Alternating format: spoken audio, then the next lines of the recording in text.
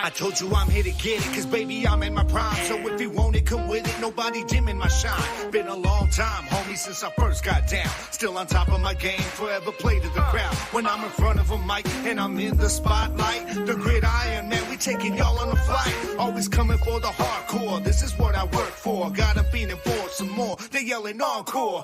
Verbally, I'm bringing heat to the streets. The flame spitter, my squad, nothing but winners, and you'll never see a quitter. Cause adversity is part of the plan. Just as sure as you go, always bob your head to the jam. So turn your volume up, you can see me up on your screen. Kicking knowledge like you need it, y'all some football fiends. Bringing heat at 100, we the realest around. Welcome to the Gridiron, baby, it's going down now.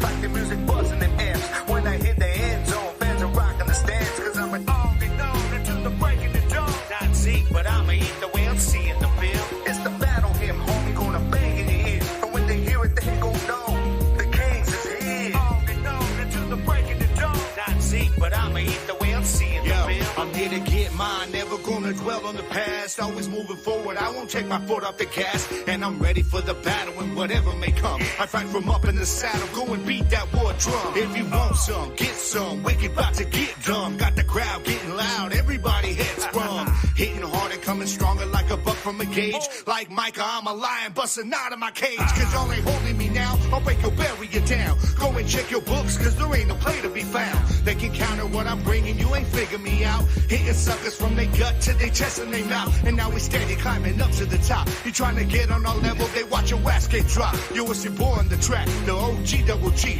I'm rolling with the heavy hitter, yeah, that's Jersey the King. Let's get it. Yes, sir. I told you I'm here to get it, cause baby I'm... Yes, sir. Yes, sir. Yes, sir. We are back in the building. I hope y'all like that song because that thing was bumping. Oh, man. Gabe, are you ready? I am ready, brother. I am ready, man. Hey, man, good to be back. Good morning to you, bro. It's good to be back. Good morning, everybody.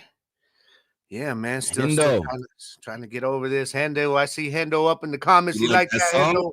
Like that, huh? That's the new Gridiron introduction song, man. Thank you to Double G for putting that out, man. That shit was lit. Of course. And just because I liked it so much, that's how we're going to start this show off.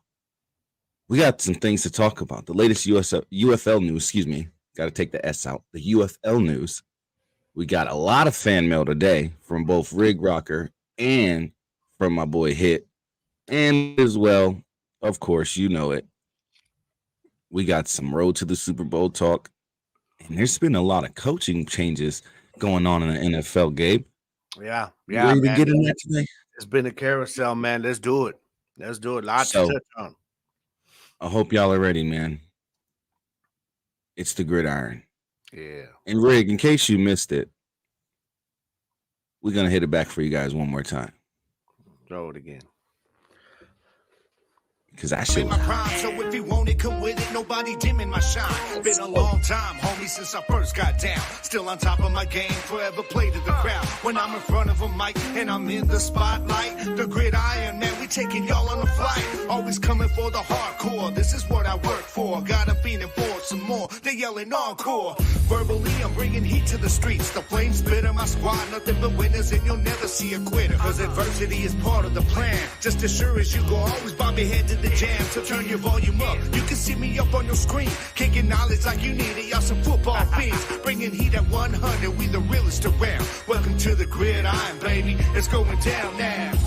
Like the music buzzing in amps. When I hit the end zone, fans are rocking the stands. Cause I'm an all-be-known until the break of the dawn. Not Zeke, but I'ma eat the way I'm seeing the film. It's the battle hymn, homie, gonna bang in your ear. And when they hear it, they gon' know the Kings is here. All-be-known until the break of the dawn. Not Zeke, but I'ma eat the way I'm seeing the film. I'm here to get mine, never gonna dwell on the past. Always moving forward, I won't take my foot off the gas. And I'm ready for the battle and whatever may come. I fight from up in the saddle, go and beat that war drum. If you want some, get some, wicked about to get dumb. Got the crowd getting loud, everybody heads sprung. Hitting hard and coming stronger like a buck from a gauge. Like Micah, I'm a lion busting out of my cage. Cause y'all ain't holding me now. I'll break your bury you down. Go and check your books, cause there ain't no play to be found. They can counter what I'm bringing, you ain't figure me out. Hitting suckers from their gut to their chest and their mouth. And now we steady climbing up to the top. You trying to get on our level, they watch your ass get dropped. Yo, it's your boy on the track, the OG double G. I'm rolling with the heavy hitter, yeah, that's Jersey the King. Let's get it.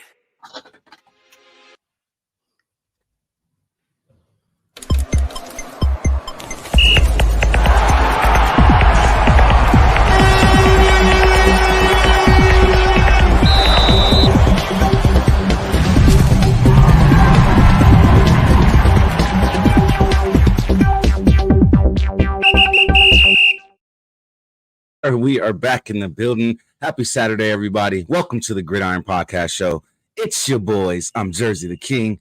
And to my left, you already know, Double G. What's good, everybody? Happy Saturday. He's back. There, man. Yeah, man. I'm back. It's been a while. Man. What's up? Oh, man, it's been a while. What's up, everybody? I'm back. It's been a few weeks, man. It's been a few weeks. Actually, it's been over a month. I get it, man. But I am here. Still not 100%. It's all right, Jersey. I'm here, Jersey. It's all right. It's all right, bro. I got you. Just don't start doing the ugly crying. You know, you're like, oh man, shit hanging out now, man. It's hell yeah, man. Rick say he loves the song, man. Appreciate that, Rick. Oh yeah, appreciate that, man. Took a little bit to do, but it's all right, miss. It's all right, Hit. I didn't miss you either, all right? Oh, that damn troller. Bro, he called us, look, in Discord this morning, he called us Special Star Boys. Special Star Boys. I'm going to take that as I want to take it, and I'm going to take it as saying that we are just a different level of fan. Okay, for the You're a different breed of fan. You damn right. That's right. Appreciate that, Hit. I don't care if you meant it as an insult. I'm flipping that. Okay, I'm gonna. He said, "Our team eats their colors in crayons and still puts on a show. That's real talented." It is. What can you say? You damn right, man. We bleed them colors. We would eat them up. You damn right. That blue and silver, baby. Don't hate. Appreciate. Yes. Talk your ish. We'll take it. We'll eat our crow like we always do because we're real fans. We sucked. It ain't no we got our ass beat. Let's be real. It ain't no we ain't used to. You know what I mean? It's fine. It is what it is. I've been dealing with haters for well, man. What was 30 years? Yeah. You know. So that's all good. It's all good. Talk y'all ish. Yeah, the Cowboys played like crap. Next year, we're going to be balling in the regular season again, talking our shit. And maybe it ends up the same way. Who knows? But it don't matter. It's like a cycle, and I don't care if it's unless Dak wins MVP this season. If Dak wins the MVP, because Dak is in the finals. Yeah, he's considered one of the top three. Yeah. Lamar Jackson, CMC, and who? Dak. And I think back in the day, a lot of people say that. Yeah. A lot of people, so they're hating on saying, well, why would he deserve it? Look at what happened in the playoffs. But y'all need to realize these awards, they're based on regular season. The MVP may not come. The award may not be announced until after the playoffs, but it's actually based on regular season. So I'm just saying, I gotta make that clear. To everybody who's trying to hate on my boy, man. You know. Exactly. Who? Dak? Dak? That man was a monster this regular season. Yeah. It doesn't matter what happened in the playoffs when it comes to the MVP. Yeah. I'm just saying. Yes, Rick, you got that. Yeah, you got that right, Rick. This dude had that locked up by like mid-season, man. And that's saying a lot because you had guys like Zay Flowers and them who also balled out this year, rookie year. But man, and I think Zay Flowers should be in that conversation as well. This year is big. It's gonna be now. CJ's got to deal with the fact, though. Okay, how are teams going to play me next year now that they got a whole season of film? And I believe they could be losing their offensive coordinator. I don't know. I don't know if they're losing him. I know he's out. Excuse me. He's out interviewing for other jobs. He may not go nowhere, but big shout out. Much respect to CJ Stroud, man, and what he did. And I'm glad he made me look good by saying, I was all raving about him all off season, and before the draft, he was my top dude. And if he would have been trash this year, I would have been like, damn, I got to go back and rethink all my draft evaluating strategies, bro. So glad that CJ's doing what he did, though, man. DJP, welcome in, my brother. DJ, appreciate you being here. He says, "Yo, don't feel bad. Shit, my bills were done dirty." Yeah. We'll get into that a little later, though. But yeah, it's all good. But yeah, big shout out to all the rookies this season on both sides of the conferences, AFC and NFC. But CJ Stroud, he stood out more than any other rookie in either conference, and you got to give him his credit for what he's done this season. Winning the division, nobody thought they would do it. Everybody just thought they would make the playoffs, but not only did they make the playoffs, they won the division. So you got to give him and D'Amico Ryan and Will Anderson Jr., a rookie captain on defense, a lot of credit for what they did. And then what Nico Collins contributed, what Noah Brown contributed, what Tank Dell contributed before he got injured, what the running backs contributed, what that offensive line did this year. Houston's gonna be a team to fuck with next season. That's all I'm gonna say.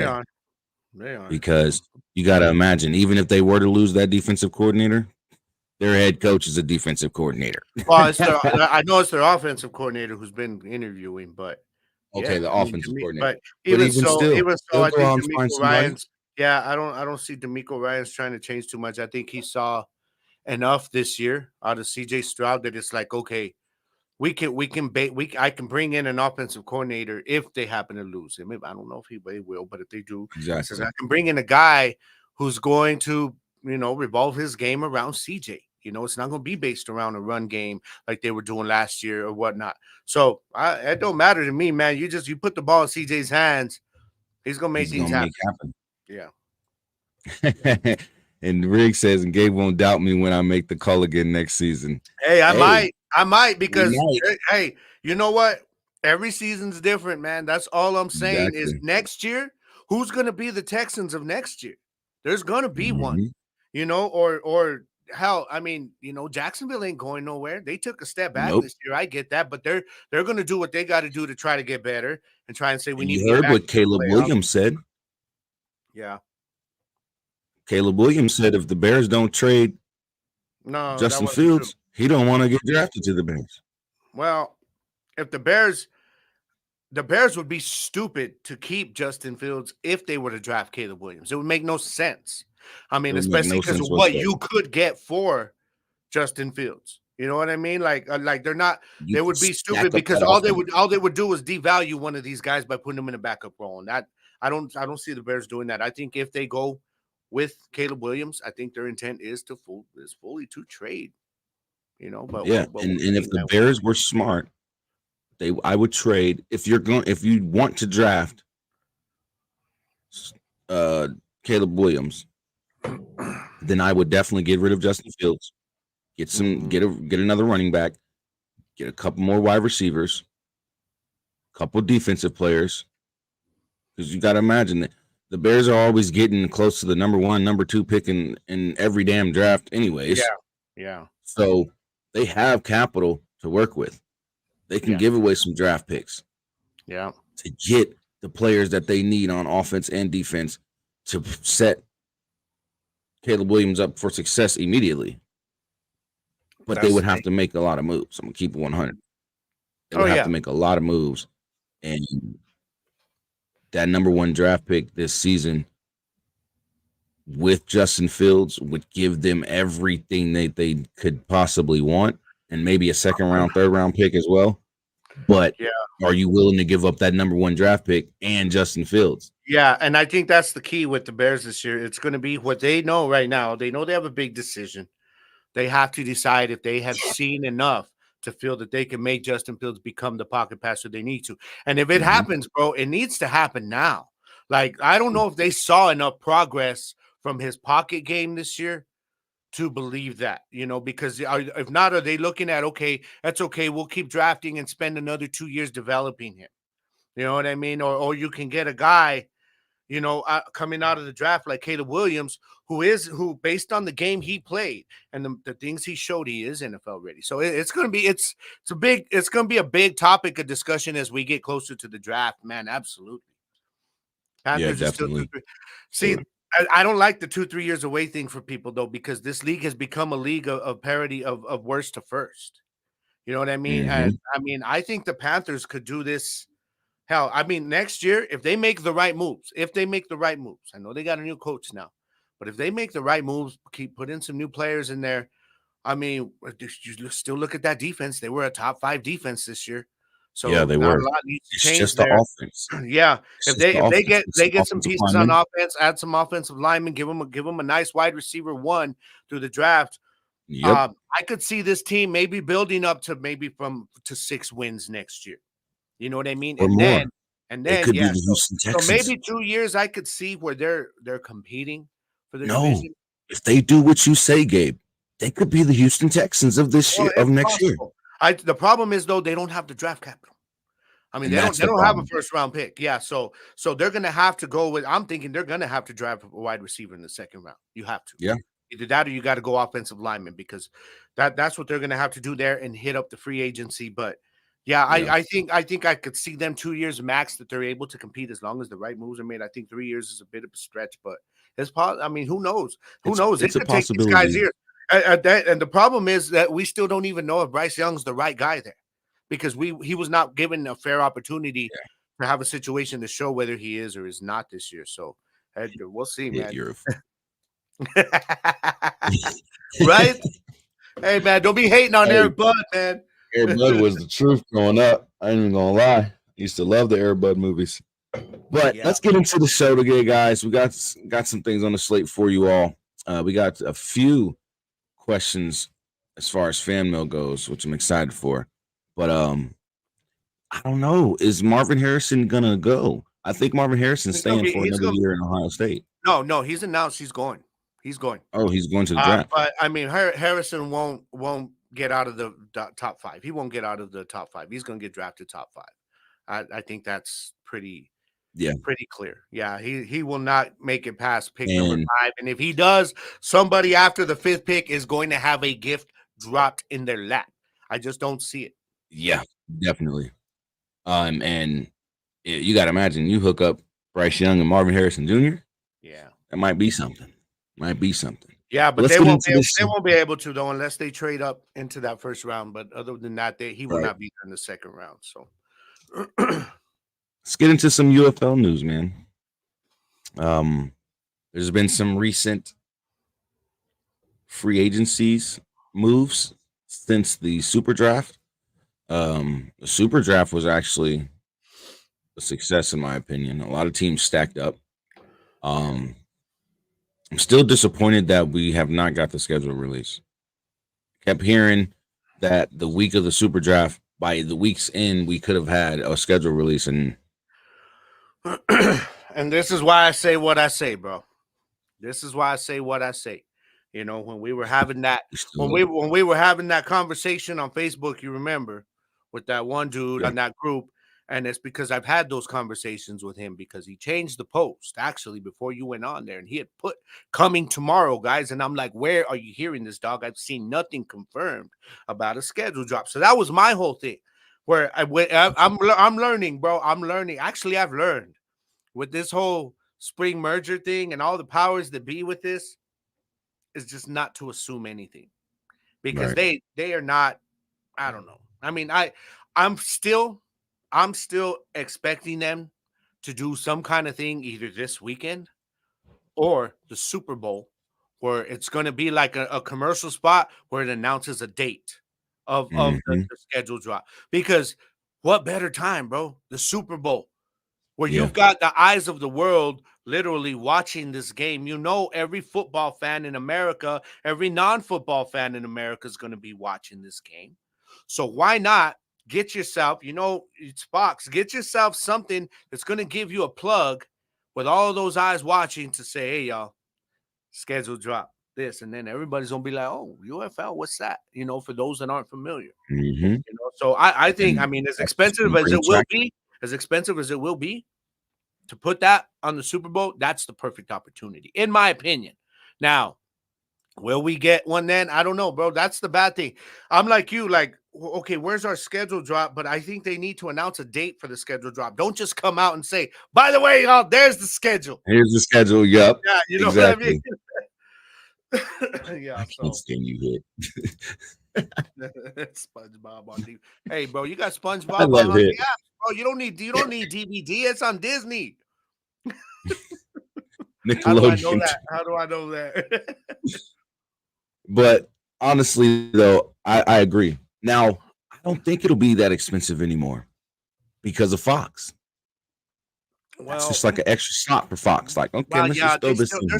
They still got to pay their part of it, though. But of course, but what you're saying. It's Fox paying Fox. Yeah. Wow. You get what I mean? Because Fox is part of the ownership of the UFL. Yeah. So it would be the thing is it's going to be on CBS this year. So that's the thing. Oh yeah. Yeah. But I'm saying, like, if they were to announce the date this weekend. Yeah, I got you. Like tomorrow. You know what I mean? Yeah, for the actual games. That's the thing. I think it would be cheaper for them to do it this weekend. But on the other hand, in my opinion, I think you're going to get more eyeballs on it through the Super Bowl. During the Super Bowl. Granted, the ratings are going to be high this weekend. We know that. They always are for the playoffs. Hell, you could do it both times. Do it for the playoffs, for the championship games, and then do it for the Super Bowl. Throw it in a few times during the Super Bowl. You know what I mean? Like they've been doing with all these games. You want to really get some clicks on your website, UFL? Announce it this week that the schedule will be dropped in 2 weeks, and then during the Super Bowl, do a little ad where you're saying, schedule now available. Go to this. Go to this website or go to our Facebook or something like that, and then you get followers, you get people eyeballs on it. So it's a few options that they can do. But I think the Super Bowl and the NFL playoffs this weekend it's got to be this 2-week window, bro, where you're at least going to announce a date for a schedule drop. You know what I mean? Because damn, come on, y'all. March 30th is coming. It's coming, man. And we need to know now. People got to know now so they can start planning trips. You want people to go to these games? Then you better put a damn schedule out there so people can start, because we don't all live in these cities, man. When you've got 8 teams, you need people to travel to these games. So exactly. You want to do that, right? Put the schedule out as soon as possible so people can start planning, man. People like me, man, I can't be like, next week. We're heading into February. We're 63 days away from kickoff. Yeah, we got 2 months. You know what I mean? We got less than 2 months before. Well, actually, on the 30th, it'll be 2 months away. We'll literally have 60 days. Yeah. So, what are you doing? A schedule release needs to happen, and it needs to happen very, very soon. But like you said, it would be perfect for them to do an actual hype video or whatever for the AFC and the NFC championship games. Have that shit playing all day long. You know what I mean? Or all game long, like they've been doing in the playoffs. And then when the Super Bowl comes, like you said, put out a spot for schedule now available on the UFL.com. You know what I mean? Yeah. 10 seconds. And that would actually give you an opportunity for people to go to your social medias, like and follow your social medias. I mean, that would be a big boost to your social medias because, right now they're not. Hell, I still got things getting posted from XFL and USFL social media sites, That's bro. Not a bad idea. That's actually not a bad idea, Hit, to be honest with you. Something with some type of, flair with it. You know what I mean? I get what you're saying. Something with some type of flair. The way they went about this whole thing of the announcement, it gives me at least a little bit of confidence in the marketing team to say, okay, they're going to handle this right. They're going to handle this right. So we'll see though. But like I said, I'm expecting it within the next 2 weeks. I hadn't heard anything. I know what you guys had been talking about before. When we had that other conversation on social media was that, and it was when it was announced that they were hoping to have it by the week of the 15th. But that was the only thing I had seen. So I was like, no, I ain't seen nothing confirmed for this week. So I'm expecting an And I didn't announcement. see anything Give us an confirmed announcement. anything. Yeah. Yeah, I wasn't able to confirm anything. That's why I was just giving out, what I'm hearing. Because at the end of the day, nobody knows. Just like a lot of the things that we were speculating about. Some of it, came to be true. But at the end of the day, you got to think of what actually happened. They kept that shit close to the belt. Yeah. They had it real close to the vest and the belt. They was not giving out information. I like what Rig is saying here. Like so you're Fox, right? You can control what you're airing out there, man. Put down, like he's saying here, either next week where there is no football. I mean, don't give me the Pro Bowl shit. I don't even watch the Pro Bowl no more. But I like that they added the skills challenge. Yeah, that's cool. I dig that. Or the week but after I don't like the Super Bowl. It's 2 weeks. Maybe the week after the Super Bowl, go on there and just do yourself on a Sunday. Do a special, a 1 hour special. With all these people, Sam Macho and all these guys on there, and just talking about the UFL, what to expect, to highlight some of the players, break down, the what happened last year with the two leagues. Give us an hour of that the week after the Super Bowl, and that would be so dope, bro, because football is still fresh in people's minds at that point. You know what I mean? So I don't know if they'll do that. And if you do it for an hour, and if you do it for an hour, like you said, you can cover all 8 teams. Yeah. Exactly, Rick. Exactly. Introduce the teams. Introduce where they're going to be playing. Make that announcement in the little special as well, because, of course, we'll see it on the schedule. We'll have to, because everybody's still wondering where the Roughnecks are going to play. Yeah, everybody's speculating Rice, but they could have already started back on the renovations with Choctaw already. I thought that was locked in already with the stadium over at Rice. I thought I had seen something about that, but they're still in talks. From what I'm hearing, they're still in talks of trying to secure that until Choctaw is ready, because that's their home, Choctaw Stadium. But and the thing is, why can't you drop the schedule though? If you're planning on finding a home, either way, why not drop the schedule? Drop the schedule. Like either way, you have to have a schedule by now. If they don't have a schedule by now behind the scenes, then something's wrong, bro. Then they need to push this damn thing back even more. You know what I mean? Because you're 2 months out, and if you do not have a schedule, it doesn't have to be out. What I'm saying is, if they have it behind the scenes right now, cool. Either way, you got a schedule. But you can still put the schedule out there, and under the Houston home games, just put venue to be announced, to be determined. You know what I'm saying? Yeah, exactly. TBA or TBD, to be announced or to be determined. Either way. What's going on, Predator Couple? Welcome in, y'all. What's up, y'all? What's up? The UFL schedule should be out or be coming out soon. Because at the end of the day, if we're coming up on 60 days away from kickoff, not nothing else, not no draft, not no presentation or special or nothing like that the day before. No, we're talking 60 days from the champion versus champion game. Yeah. The start of the season.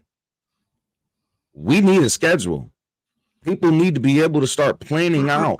Yeah, like I said, when it's only 8 cities, bro, when it's only 8 cities, you need people to travel for these games if you're going to be filling these stands every week. So, I mean, the longer you wait, you're going to have less fans you're going to have. Yeah, people got to start planning for these trips, man. Hurry up and wait, right? It's like the military, hurry up and wait. I agree.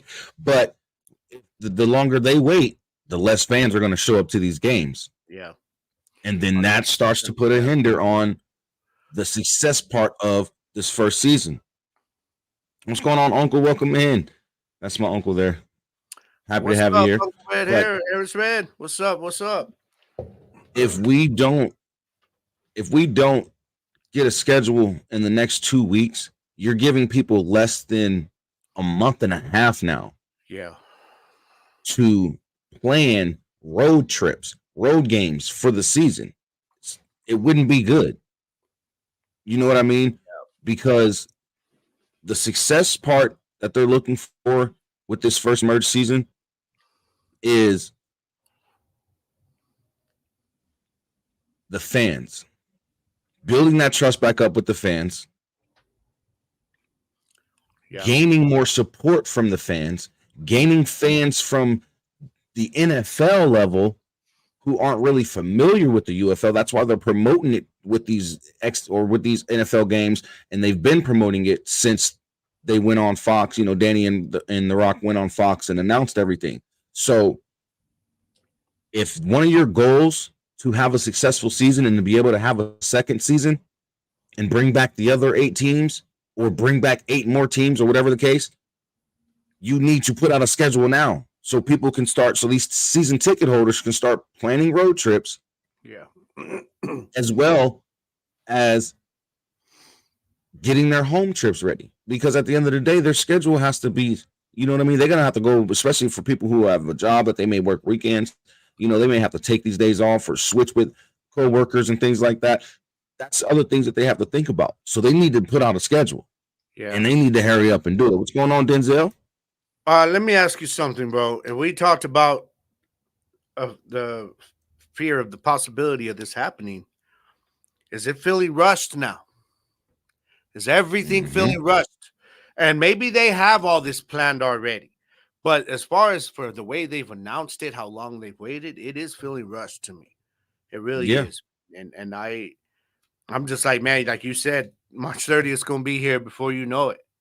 Training camp's about to start. Yeah, so it's going to be they got to get us a schedule, man. They have to.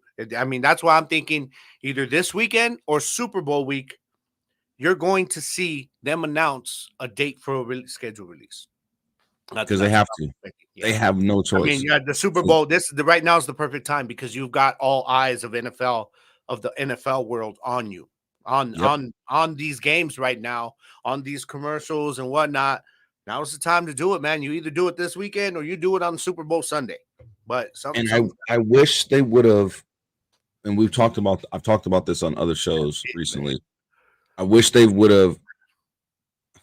It's a damn fool. You saw it. Yeah, I wish they would have made better hype videos for individual teams. They should have put out videos for the individual teams, even if you start the videos out in their cities. Yeah, I love put them out publicly. Yeah, because do you know how many people I know out there that are so talented, freelancers that do this kind of stuff that would have done it for the exposure? And you go out there and say, hey, we're going to these different cities. You know, we need to find who some of these local, media artists are. Put together a hype video for the squad. And I'll guarantee you they would have done it. And plus, it gives you an opportunity to put the UFL out there as reaching out to these local communities, local artists, stuff like that. Like they missed the boat on that. They missed the boat on that, bro. Yeah, because from the way you're putting it, they're actually engaging with the fans. You know what I mean? Yeah. They're putting their best foot forward to go out and actually engage with the fans. You went out and grabbed a local put out a hype video for the Roughnecks, and they're like, damn, that hype video was dope. Who was that? And they're like, he's from right here in Houston. You know what I mean? He's right here. Like he's homebred. And it just would have been big, man. But they missed the boat on that. Like putting together a hype video for every team. Especially in Houston. Local talent to do it. One thing that they could have really banked on in Houston. I can't even lie. Especially with that new one of the new artists coming out of Houston, new rappers. His name is Big X the Plug. They did a whole hype video with his song Texas for the Dallas Cowboys. Yeah. If you do something like that with an artist like that, hell, I like this idea too. Give Gabe some time. What? Hell, man, that's gonna take time. Those people have to pay me for that. Hell, man, I'm gonna put something together for the Renegade. Definitely, and you guys don't worry. Gabe still got that Renegade show coming for the newly found Fuel U Fan Legion. So Yeah. Don't worry. That's still in Again, the that works, Renegade man. show is still in the works, y'all. I know, and I'm looking at that. When we're talking about, get us a schedule because time's winding down. It's like I'm telling myself too, like, fool, you better decide. You better if you're gonna do this shit because it's coming, man. I need to do it before someone else does. That's for sure. But yeah, if I do though, I'm Hey, making a song. I am making a song for that. For all you the can do that. We could definitely hit up DJ Khaled. Yeah, I'm going to be listeners. another one. Yeah, another one. You want a UFL season? You want another one? You know what I mean? You want another one? Go out and support. This is DJ Khaled. I'm telling you to go out and support. Yeah. You can get another one. You could just see him talking about another one. Yeah, exactly. Exactly. Because you see him doing that. He's like another one. UFL, another one. Yeah, you know it too. You get some faces like that. It. Yeah. They need to start reaching out, especially how much hip hop has influenced sports. Exactly. Hip hop right now, bro. A lot of people don't like to admit it, but the demographics there, the numbers show worldwide it is the biggest and most popular genre in the world right now. That's what you got to do. You got to tap into these younger people, man. Hell, I don't care if you want to do it with a country music star too. Use them all. Use them all. Hell, go after some of these rock bands, man. Use them all. Make all these different promos to support your things, to hit up these different genres of music and their fans. And I guarantee you, man, it's going to be worth the money that they put into that.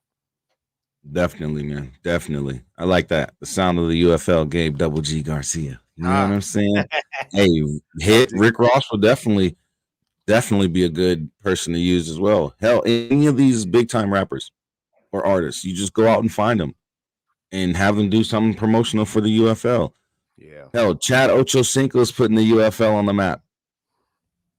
Chad Ochocinco talking about playing in the UFL on the nightcap with. I ain't gonna lie, that made me laugh. I ain't gonna lie, that made me laugh. I'm like, somebody talking about, do you want to see Memphis get him? I said, I do. Go ahead, waste your roster spot like that. I'm all right with that. But but you're right though. You're right though. What is it by him talking about that? Like people were like, what? Really? Okay. The UFL. If you weren't into the UFL, they're like, well, what is why is he talking about UFL? What is this? You know, and now so they're gonna start. He kind of kicked him a little bit of promo right there, man. I see that. That's all he did. Yeah. That's all he did. He kicked him some promo. So that way, when the season jumps off, you know, more eyes are on it. More people are watching. Hell, if he does sign with a team, what? If he signs with a team? Are you serious? Come on now. People are going to watch because it's Chad Ochocinco. So either way. I wouldn't expect nothing, though. Maybe I'm being a hater, but I'm just saying. But you know what? It would be big. It would be big, but yeah. I got Don't forget, guys, the merch has been dropped. I'm still working on moving everything over to its own site, but the Gridiron now has a merch store. So go and grab you some merch. I'm excited about it. You know, go and check out the merch store. Right now, like I said, it is on my streamers store, but I am working on moving it to its own store. So be on the lookout for that. I'll be posting the link and changing all the information on all the social media sites. But I'm excited to announce the Gridiron Show has some merch. Gridiron Nation is coming. Don't worry. Gridiron Nation Show. Yeah, I've had some merch sitting here in a freaking closet. Horrible, man. I'm horrible marketing, bro. But definitely hit that link and go check out the merch store, guys, and grab you some Gridiron merchandise or the Gridiron merchandise for the podcast show. I greatly appreciate you all. Denzel, I do want to know if AJ McCarron is going to jump back in. This isn't. They've heard nothing from him. I don't know what. Maybe he's still trying to decide. Another one too is Alex Magoo because he was signed to a futures reserve spot with the Packers when their season just ended. Now he could still play for the team. The problem is the timing of where this UFL league season is going to carry, because if it carries over into the beginning of the NFL training camp part, then he won't be able to, because the futures contract with Magoo, and I don't know if AJ is going to get one of these or if he's going to be signed to the roster for Cincinnati. But as far as Alex Magoo goes, the futures contract allows him to play anywhere except for when the NFL season starts, which is officially with training camp and with minicamp. So he may not be able to come back and play with the Stallions. Whereas AJ McCarron, That's the big one because we don't know. Like, and I'm like wondering, like, what are you Yeah. going to do, AJ? Like, maybe he's getting something with the team this year where they're like, hey, or maybe he's looking at other options in the NFL. You know what I'm saying? Like, I'm like, if we didn't have like, Cooper Rush probably leaving and with Dallas as a Dallas fan and Trey Lance back there who we're trying to develop as Dak's backup right now, I might be like, hell, AJ, come to Dallas, baby. I'm in Dallas. You know what I'm saying? But if I'm a fan of the NFL and we need a good backup, I'd be like, man, why doesn't my squad go look at this dude? Because if he doesn't like what he sees or what he's hearing, he may just jump back to St. Louis. The problem is it sucks for St. Louis fans because this guy was the face of your team last year. And it's like if he was the face of the XFL last year, let's be real. You know what I mean? So if he does not come back, that's going to be big, bro. That's going to be big. DJ, you're cool. DJ said go out and support. God did. I can't with y'all today. But we definitely appreciate you guys. Definitely go check out the merch store. But I agree, man. It's gonna be interesting to see what AJ does because AJ McCarron's a big name in the XFL from when that last season. You know what I mean? He was a big name from the XFL, and then to have that whole I wanted to play in front of my kids, but then you go back to the NFL. And I understand because of the money. You know what I mean? Especially and then you got to also think about with the merge. The prices have changed on how much these players get paid. So that could also be a factor of why we still haven't heard anything. Hell, Ben DiNucci already let us know he's not coming back. He's staying with Denver. Yeah, he's staying with Denver. And I don't blame him because I don't blame him because DiNucci's whole plan the whole time was trying to get back in the NFL. So, and he has a chance, especially with them benching Russell Wilson. Yeah, and a lot of people aren't even expecting Russell Wilson to be there. They're expecting him to move him, so he will have a chance. That's why I'm wondering what AJ is probably thinking. Talking with the team and saying, "Look, what are y'all's plans for me?" You know what I mean? Because now you're looking in Cincinnati, bro, and you've got. Is it too far fetched to maybe now start considering Joe Burrow injury prone? I don't think it is. I think so. I don't think it's too far fetched to look at it that way and saying, look, there's a possibility. The problem was, like, I was with you the whole time. They should have been playing him that whole time, man. AJ should have been, but that's just us. Because I think he's better than Browning. Yeah, I think Jake Browning's a decent quarterback, but I think AJ. I think what happened with Browning was it was the talent around him. I mean, you got talent around like that, it's going. Like Brock Purdy. Come on now. Yeah, it's like the Brock Purdy situation. You have all that talent around you, you're going to be a successful quarterback. Yeah, you know what I mean. If you're not in a situation like CJ Stroud was this season, you know what I mean, to where he I ain't gonna lie. What's going on, A-Train? What's up, A-Train? CJ Stroud did something like Tom Brady. He had a little bit of Tom Brady-esque to him this season, in my opinion. And the reason why I say that is because Noah Brown was on the Cowboys and he didn't do shit for us. Yeah, the only time Noah played big was when Cooper Rush was in there. You remember that because they were both the B team, so they had the B team reps. They already had that. See the chemistry. Yeah. And that's always the advantage of when you've got a rookie quarterback, bro. To be honest, is he doesn't have one set, kind of a relationship with one receiver, so he starts working in everybody, man. So that's one of the advantages of that. I mean, and he definitely did have that Tom Brady-esque type of style this season because when CJ went out there, he put Tank Dell on the map. Yeah. Nico Collins blew up this season.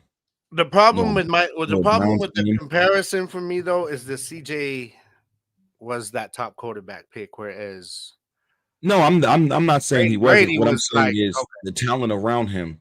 Right, he made it better. Okay, I got you. He made them better. Yeah, because let's be honest, man. I was expecting Nico Collins last year to ball out when he wasn't hurt last season, and they couldn't do nothing with him last year, man. Dameon Pierce was freaking balling last year as a rookie. Come this year, everything flipped on that offense. And so, yeah, I feel you. But yeah, Rick, I do agree with you. Russell Wilson is a starter. Or is done as a starter in the NFL. He should come down to the UFL. I don't know that. I could see this dude maybe going to Atlanta. Atlanta, who's their quarterback right now? They don't even know what's going on. Desmond Ridder. There are teams that will still be willing to give. I mean, you're right. Russell Wilson a starting spot, and it's not because of how good they think he is. It's because of how bad their quarterback situation is. I mean, we don't even know what Washington wants to do at quarterback. Deserved to get fired because he should have played Taylor Heineke. Arthur Smith had no idea what he was doing. You know why he deserved to be fired too? And I get it. I get the talent that is there at the running back situation when they went in the draft. But I mean, come on, bro. You had Tyler Algier last year, who 1,000 yards as a rookie last year, and you go and take a running back in the top 10 again. I know Bijan. I get the talent, but you really, as a top 10 pick, do you know what you could have done with that to improve your team? You know what I'm saying? And instead, now you've got this two-headed monster running back, but now you're like, but damn, we ain't got a quarterback. You know what I mean? And that offensive line isn't getting no younger. You're going to lose some of those guys. So, yeah, Arthur Smith, that wasn't a surprise to me, man. But I could see them going. See, I say them with Russell Wilson because they're a team that could be willing to use Russell Wilson for a year or two till they figure out what they're going to do at quarterback. Maybe thinking, hey, we were in it till the end in this division this year. Had we had a Russell Wilson, maybe that would have been the difference. We don't know. Russell didn't have a bad year, bro. People are still looking at last year. He didn't have a bad year this year. You know, he had some bad games. I get it, but he didn't have a bad year. But yeah, I think his time is done in Denver, and that's freaking hilarious when you look at everything Denver gave. I mean, to get him, and then Seattle was like, "All right, cool," and now we're just gonna go to the playoffs, and y'all gonna struggle and have to bring in a new coach. What they did, but I could I guess what I'm saying with Russell Wilson is I could see a couple of teams that could be willing to say, you know what, bring him over here, snatch him up. You know, yeah. Snatch him up, and they know that they'll have a good veteran who's been to the Super Bowl. Mm-hmm. Has a Super Bowl ring, I believe, and you know he has that veteran leadership. Could have had two, but you know they passed it on the goal line instead of using beast mode. You know, but as far as the UFL quarterbacks, I think this season's going to be interesting. Mm-hmm. March 30th is kickoff. We got the Arlington Renegades with the seasoned legend Luis Perez, and he's got some more weapons. This guy is people. Y'all don't understand, man. If you know spring football, like this dude is known. He's known in all these other leagues, man, for a reason. Boy came in and helped our boys, bro. I was loving it. Every spring football league. He has been in.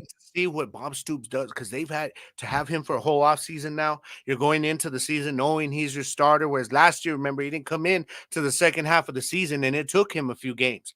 But by playoff time, you could see it. Luis Perez was comfortable. He had control of the offense, and it was like, let's go. Let's go. Luis Perez, let's go, baby. I'm ready to do this, man. And those damn Stallions, bro. I'm telling you, y'all are the Eagles fans of the UFL. I said it. I don't care.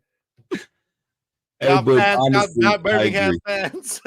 They really are, man. It's pitiful. But it's going to be interesting.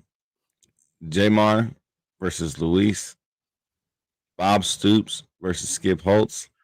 Yeah. We've been waiting for something like this. It's going to be good, man. I'm really hoping, though, that this game is I'm hoping it's a close game, to be honest. I do, too. I hope it's one of those games that the UFL needs it to be a good. Yeah, they need it to be a competitive game. They need it to be a game where people are watching all the way through the end. You know what I mean? You don't want to blow out. Imagine you want a down to the wire type of game, champion versus champion, and one champion had a losing record and won it. But you got to imagine you put Bob Stoops on a team with a quarterback like Luis Perez, who is known in the spring leagues and capable of winning championships in the spring leagues because he's done it. You know what I mean? Yeah. And then you got a guy like Skip Holtz on the other side. and a quarterback like Jamar Smith, because we don't know the status of AJ or I said AJ, I'm sorry, Alex of Magoo, Alex yeah. Magoo right now. Alex Magoo, You know yeah. what I mean? Yeah. So you You gotta know, and imagine the thing what we're is gonna see. too, yeah, and a lot of people like aren't understanding too. Like you're seeing all these signings happen, man, and I'm having to tell some people that doesn't mean all these guys are going to be suiting up on Sunday. They got to get to a training camp, and then they're going to cut down these rosters. I said so. You can see all these guys that are getting new contracts, but a lot of them aren't going to be on rosters in week one, you know. So, and that's just the way it's going to be because it's like a Exactly. downsized version of NFL football. It's a pro league, man. You got to load up your rosters, and then you got to weed out the guys that through training camp that aren't going to make the cut because that's what training camp's for. Not only is it to get them ready, you're evaluating which players you're going to have where. And I was looking at the Stallions, and they've made all these moves. And Stallions fans are like, "Oh, see, we're loading up," and I'm like, "But why did you have to?" Like, it's not always a good thing that you're completely overhauling your roster, Because some of that talent don't get used. regardless of the players you're bringing in. You know what I mean? Because they may not play the same way that y'all did last year. Because now you've got so many new players. This is why, like, I've been in some of these tasks with Roughnecks fans, and they're like, "Man, we didn't make too many moves," and I'm like, "We really didn't have to."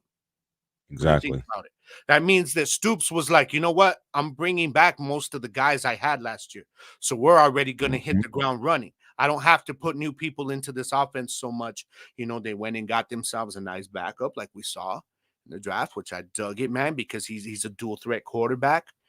But I'm cool with it, bro. But like when you're seeing a lot of these teams, you know, you got some teams like Memphis. I didn't think Memphis had to make too many moves either, but they did No. because Memphis came on strong at the end of the season.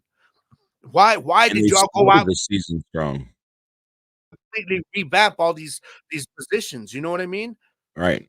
Because they started the season strong, had a little hiccup during the middle of the season, and then ended the season Yeah. strong. You know what I mean? And made a playoff push. So the interesting one to me was Houston releasing Kenji Bahar, their starting quarterback. That was very interesting to me. You know what I mean? And I don't know. It's just going to be interesting to see what Houston does. I think the You gonna go defenders with Brandon Silvers? I think the defenders played this offseason well also because they Yeah. didn't make too many drastic changes either. And what for? You've already got a core on your team. You know what I mean? This is the team that got you to the championship. Regardless of my Renegades winning the championship game, the defenders were the best team in the XFL last year. Yep. Hands down. So why do you need to change all that? Defender said, "You know what? We're going to do our thing through the draft. We're going to sign some players, but we're not making any drastic changes." So I dig that. Exactly. And we both agree, DJ. We both agree. We hope it's not a blowout because if it's a blowout, then that starts the season off bad for them, viewership wise. Yeah. Because people are gonna be like, "Oh, were we gonna get this all season?" You know what I mean? All 10 games, we're gonna get this from these teams. What, like, you know what I mean? So it's gonna be interesting to see.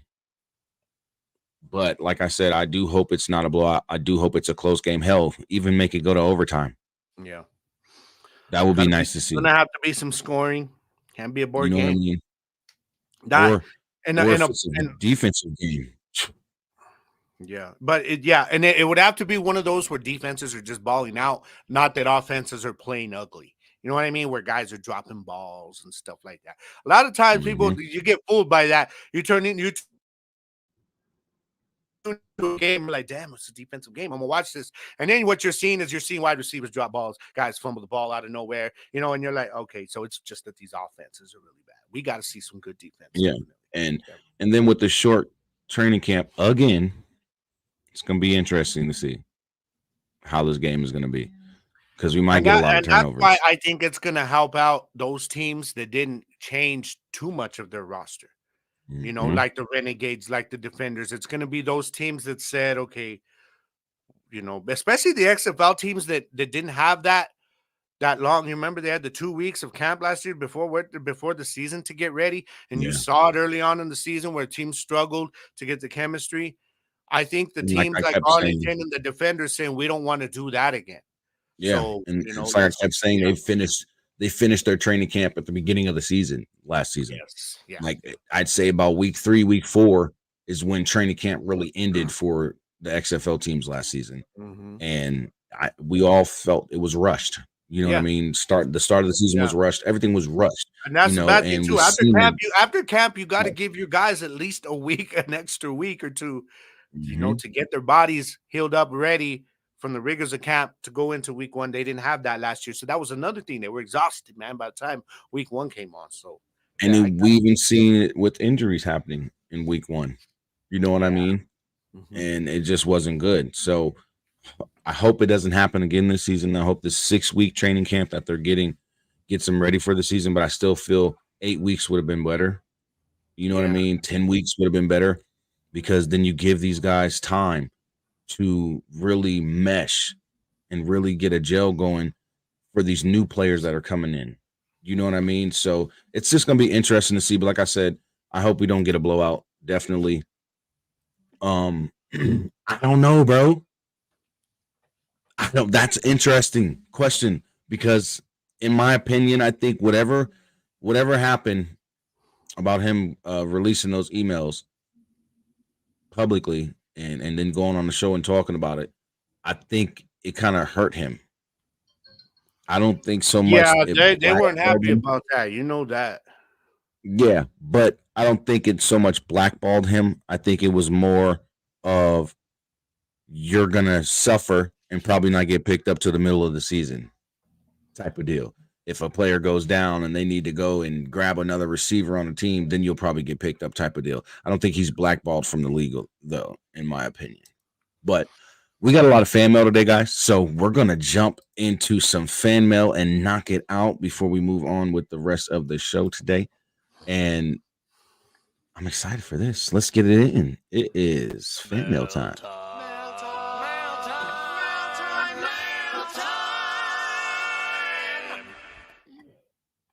So, with our first question is coming from Rig today, and it's actually touching on the subject we were just talking about a little while ago. Max Borghi, he's taking the year off from the league.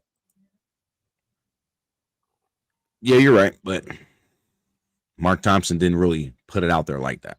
Yeah. Also, it's a different level of talent, man. I think Mark Thompson was, he was a beast running back. Yeah, but I mean, Jeff Badette was a beast wide receiver. He was the top wide receiver in the league last season in the XFL. Yeah. So I think it was just because it was actual emails. The level of what was put out. Yeah. Yeah, I got it. It was actual emails and not tweets. See, Mark Thompson was putting out tweets.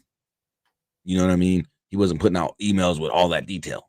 So yeah, he put out a lot. You know what I mean? Yeah. But Rig asked, with Borghi stepping away this year, do you feel it's because he wants to play for the Roughnecks or just doesn't want to play for the Battlehawks? It's an interesting question. I mean, is it either of those though? I mean, we don't know whatever's going. Maybe he's got something going on in his personal life that he's like, look, I need to take a year off. Maybe it's with that. I mean, who knows? Who knows? I think it could be either one of the three, to be honest, because he loved being in Houston. Yeah, and the weird thing is, he just, like you said though, what was it, December when he got put out on with Seattle, man, and it was like, I mean, St. Louis, and I guess I could see where Rig's asking this, because it was something that was kind of just thrown out there. I mean, he's only 24 years old. Mm-hmm. You know what I mean? So it's like you're pursuing a career in football. You've been talking about that, trying to use this to get to the next level. And it's like, but now you're stepping away. Yeah. I don't know. It's an interesting situation, because I think that he did want to play for Houston. You know what I mean? But it could also be that there's some personal things going on in his life that he wants to take care of and take a year off of. You know what I mean? We don't know until he comes out about it, because when he got picked up in the draft by St. Louis, you didn't see him post anything and be like, "Oh yeah, I'm ready to ball out." And so it's interesting. It could be that he didn't want to be in St. Louis. It could be that he's upset that the Houston staff is going to go with Mark Thompson and not him. So, he may not get the reps that he was getting last year. But Rick says, or could it be just the inconsistency with the league this year? Forgot to add that part. Or it could be that too. He could I be mean, feeling another thing too, like great. maybe he's trying to take a year off to get his body right. Who knows? Who knows? And I want to look at it as a point where like maybe he's just trying to get his body right, get his game, cleaned up a little bit to maybe make a run at the NFL next year. But then to me, I'm like, but that don't make sense because in the NFL, if you're not coming out of college, they're gonna want film. Mm-hmm. UFL is the best way you're going to be able to put on some film. Right. So, unless he goes and plays in the Arena Football League or Indoor Football League. Yeah, the problem there is he's not going to get the eyeballs there. Yeah, he could be a big fish in a small pond in that situation. What's going on, Perp? But I think that would be more of okay, now the UFL teams are looking at you more than the NFL. You know what I mean? But I don't know. Maybe did he has he said anything about his reasoning? Because I didn't find anything. I haven't seen anything, not on his Twitter page or anything. So what does this do now for the Battlehawks, though, man? Because if you're looking at their running back room, Mateo Durant, Kevin Latulis, and that's the running back room. That's it. Yeah. They need a third back. Yeah. Especially going into training camp, man. Because if you go into training camp with two backs, are you kidding me? I mean, you're not even guaranteeing that one of these guys is going to make it out of camp. I hate to say that, but we all know how it works with injuries in training camp. So, damn, they need to go out and get them a back because, that was big, man. I don't know. I mean, maybe I look back at what you're saying, and maybe he did want to play for the Roughnecks, and now he was looking at like, okay, Mark Thompson's there instead. I mean, can you blame them? No, but. Why not? Why not go play for the Battlehawks, man? Because you got a fan base there that would back you, bro. You know what I'm saying? Denzel Vance does play football, guys, and he would definitely be willing. Hey, you guys, man, go try out for a team next season. Let this season go down, and then go get in that combine because they're probably going to do a UFL combine again next offseason. You know what I mean? Or this offseason after the season's over with. You know how they get down. They go right into, combines and showcases and everything. So we might get some more of that, man. Go try out. We'll definitely love to see you on there, especially with you being here on the show. So, yeah, it's very interesting. Thank you for that question, Rig. But I'll keep paying attention to Max and see what he's saying out there on social media and, get more of his reasoning because I don't think there's a Sports Illustrated article yet either. So. We'll have to check that out. They have one on Sports Illustrated with him, but it doesn't tell us anything. Basically, just talking about basically just saying that he's decided not to play and is breaking down who's left now, the options for St. Louis, but it gives us no reasoning. Like he just decided to say, you know what, I am not playing this year, and I hope it's a legit reason. Maybe something that he needs to settle up in his personal life because there's a lot of guys that would love to have this opportunity right now, man. That's all I'm saying. Or maybe he got a call from the NFL and he's just taking a year off from the UFL to get ready for possibly being in the NFL next season. Who knows? Until he puts out more information, we're going to be left speculating. So, sorry we couldn't give you a better answer, bro. But that's really all we got to do is just wait. You know what I mean? It's another one of those waiting situations. So, all right. Second question he got for us. We need to reach out to using hate. Get him on the show. Yeah, definitely would love to. Let's see what we can do, man. Rick also asked, without using hate for any certain teams, what is your dream matchup for the Super Bowl and why? I like this question. Now, we talked about this before, right? So I'm assuming he's talking about not just the teams left over this year, but all the teams. What would be a Super Bowl matchup? Now, can we I need specifics here. Can I use like different seasons? I don't know. Like, if I'm going to do that. All right. You give me the 1993 Dallas Cowboys. Okay. Against, oh man, Who would I? You know what? I would love to see. Wow, it's okay. It's got to be. It can't be two NFC teams, obviously, right? Because you can't Right. do that. So, man, you know what? I would love to see the 1993 Cowboys. Now forward. Huh? Okay, now From now forward. on. Okay, so only the 4 teams available now? Oh, well, I mean, if I'm looking at for the best game as a football fan of the 4 teams remaining, I'm looking at the Niners against Baltimore. Baltimore would be. I mean, you're looking at a defense, 2 defensive ball games. These guys play defensive ball games, but if it's just those 4 teams, then okay, that's what I'm looking at. I mean, but if you were talking about all the teams, then I'd have to break it down a little more. But hey, coked out or not, I don't care. Jersey says it all the time. Bring cocaine back into the locker room with Dallas, and we go on another dynasty run. Damn it, 3 in a row. Stop you playing. know what though? Everybody wants the Lions, y'all. But come on, y'all. You guys know damn well if the Lions have to play the Baltimore Ravens, it's not going to be a close game. Y'all stop fooling yourselves with this hate for the Niners. The regular season is going to happen again. Damn it. You already know it. Yeah. Even if the Chiefs play the Lions. Yeah. Come on now. I think the Niners have the better chance of, because of the coaching and the team they have, of taking that first blowout with the Ravens if they have to play them and saying, okay, let's make our adjustments. We've got the pieces to do it. The Lions do not. They're a great team. They've had a good run this year. I'm not hating on none of that, but they're not complete yet. Still a lot of holes where there isn't holes with the Niners. So if you're going to tell me that the Lions would be a better matchup against the Ravens than the Niners, I don't see that.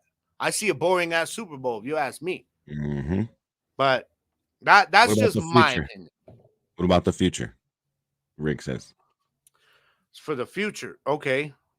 Like we're talking next year. Well, of course, I want to put in my Cowboys. You know who I want to see next year? Let's see. I want to see Dak Prescott, the veteran, finally trying to get a monkey off his back in the Super Bowl against the young prodigy coming up, CJ Stroud, baby. How would you take my shit? How would you take it? Look, this is why we're meant to be friends. Can you imagine the hype for that shit, bro? Texas Super Bowl. Can you imagine the hype? Can you imagine the hype? No. Because the story that would be told there, like they have no other than the Texas thing, but it would be the story of the 2 quarterbacks, bro. Like you got this young CJ Stroud, you know what I mean? And if he continues off of what he did this year, like that matchup next year, he gets him to a Super Bowl. And then you got Dak Prescott, who's coming in on the end of his career, man. He's ending his prime, but he's playing his best ball. You know what I mean? McCarthy's last year, Dak Prescott trying to prove people wrong. Bring Dallas back to glory. But then you got CJ Stroud there saying, look, man, I'm here. You know what I mean? And so, I would love that. That would be my dream Super Bowl for next year, if I'm being honest with you. Yeah, I agree. I definitely agree. That's crazy because that's exactly mine. I was talking about this on another show about a Texas shootout Super Bowl. Hell, I was saying it this year. What if the Dallas Cowboys and the Houston Texans made it to the Super Bowl and you had CJ Stroud versus Dak Prescott, the young prodigy versus the 8-year veteran who can't get past the divisional round, aka hashtag divisional round Dak. I'm gonna still keep saying it. Why? Because you can't get us past the damn divisional round, bro. I'm sorry. Your hashtag divisional round Dak. I still believe in my boy, though. I do. I believed in him. I believe he could win the MVP this season. I ain't gonna lie.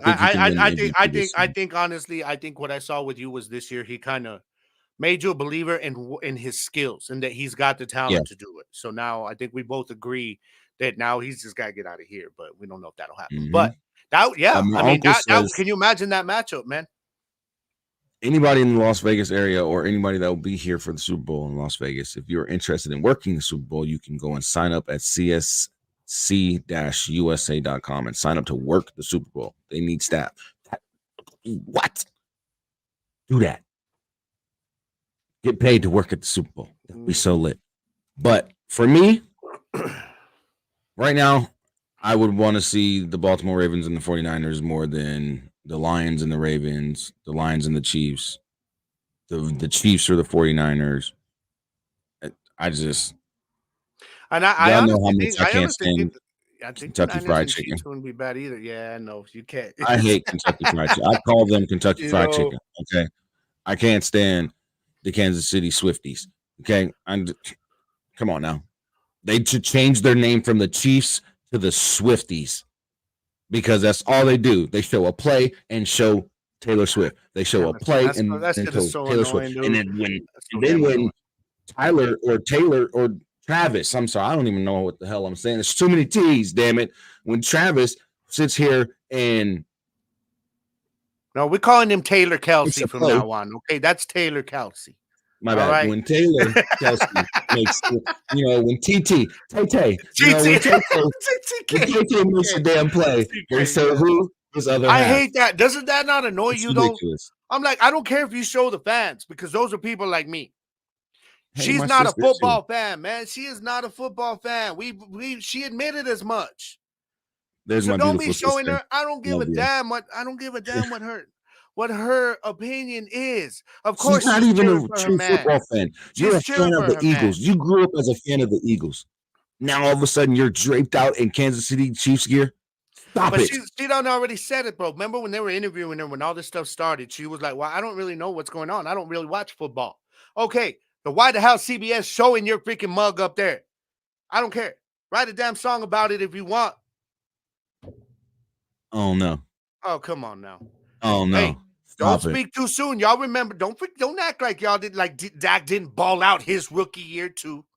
Okay. On the Fan Nation website, it says he is pursuing a different career. You must be talking about Max Borghi. My sister says she would like to see the Ravens Niners Super Bowl. So yeah, I think that would make the best game. Oh yo, this is interesting.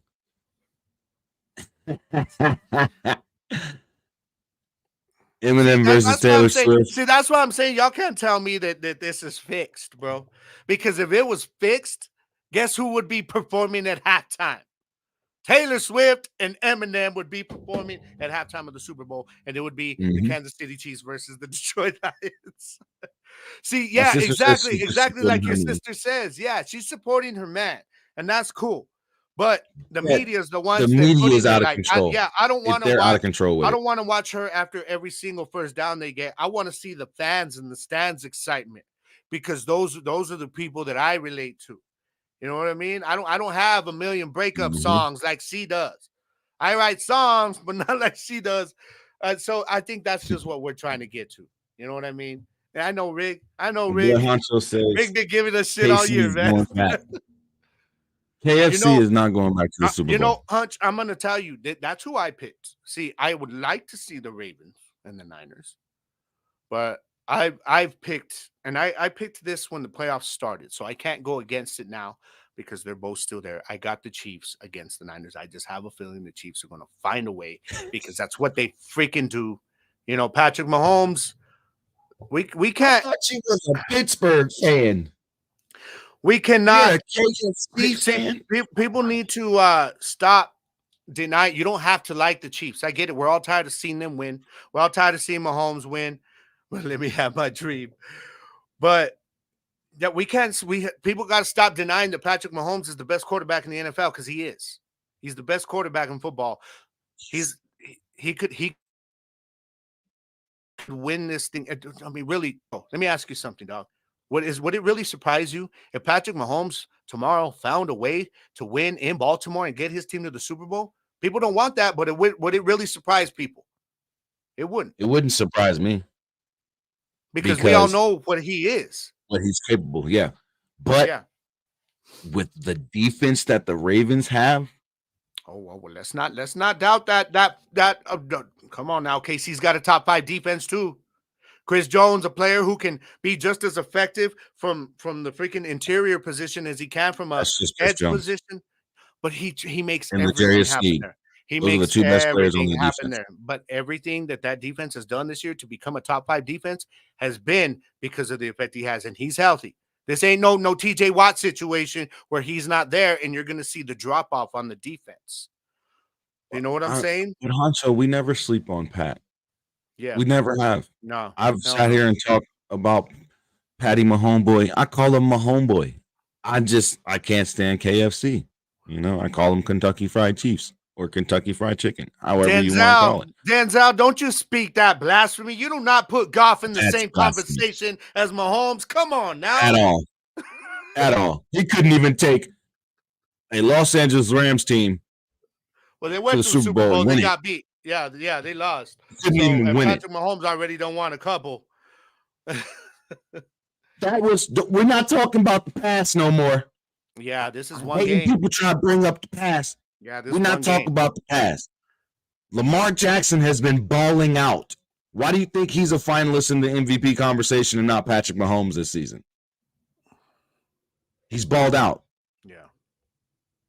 I'm just saying, we're not going to talk about his past. Hey, y'all remember? He has more than one playoff win now. And you remember in the offseason, and you know what's crazy is him and Baltimore, Lamar and Baltimore had beef. They were talking about other teams. Y'all can come and talk to him about a trade if you want to. You remember that? Mm-hmm. And you know what that did to Lamar? He's like, all right, you know what I'm going to do? I'm going to stay put, and I'm going to show you guys. I'm going to show everybody this year what I'm about. Yeah. I'm going to go to the Super Bowl. And I'm going to do it with both my legs and my arms. Denzel, see, I don't like this whole quarterback versus quarterback thing. So you're going to tell me Goff – so Mahomes was rushing the passer on Goff? Was he covering those passes? Was he playing linebacker? No. You're gonna tell me that Goff is a better quarterback than Mahomes. I'm sorry, don't do that because I don't want to doubt your football logic. I don't want to do that because I know you know football. But come on, man. Don't tell me that you would take Goff over Mahomes. Denzel, answer me right now in the comments. I know you're a Lions fan. We know you're a Lions fan. To build your team around. Exactly. You're gonna take Jared Goff over Patrick Mahomes for a super team that you could build. Then you're gonna go back to your losing ways. Jared Goff. Y'all gonna go back to 0-16. You see, Dan Orlovsky running out the back of the end zone trying to throw it. This is what I'm talking about, dog. I like the Lions, but damn, y'all fans have made it hard to like your team this year because y'all don't know how to act. I get it. You're used to being losers, man. You don't know how to act when you have a winning team, but at least try. Now all y'all acting out there like now you guys are sounding like Stallions fans in the UFL, man. Come on now. My uncle said, D, lay off the gummies. Look, I understand. I mean, come on. Yes, if that got us to the NFC Championship, I love my boy. But if you tell me if you can start a thing with either Dak or Mahomes, who you going with? Who you think I'm going to say? I'm going with Mahomes, baby. My homeboy. I'm sorry. I love loyalty. I love you, Dak. The loyalty is there. You're a Dallas Cowboy. You got that star on your helmet, but damn it, you are a divisional round Dak. Hashtag divisional round Dak. Yeah. Dak do better. I'm gonna keep saying it. Now you got me back into saying what I was saying at the beginning of the season. Damn it. I was trying to have your back, Dak. Hey, but let's be real. In my boy's defense, I know we're getting off topic here, but in my boy's defense, dog, this wasn't a Niners situation from last year. This whole meltdown of the Packers thing, man, this was a complete meltdown. That was Mike McCarthy. Coaching. That was Mike McCarthy. Dan Quinn, come on. Play zone all week. Are you kidding me? All game long? When all you did was play man all year? I don't know. But yeah, back to what we were saying. I'm just saying. Thank you for those questions, Rick. That was awesome. I ain't gonna lie. Now let's get into some hit masters because Hit always got questions for us, man. Every week, if you'd like to send your questions to the Gridiron Podcast Show for us to go ahead and ask them and answer them for fan mail, you already know. Drop those at the Gridiron Podcast at Gmail. Make sure you write that down, save it. Hit us up. But Hit asks, how do you feel about this close race to the Super Bowl? Are you happy where these teams are, or do you think some teams could have done better? Honestly, I'm going to start this off real quick. Honestly, teams could have done better.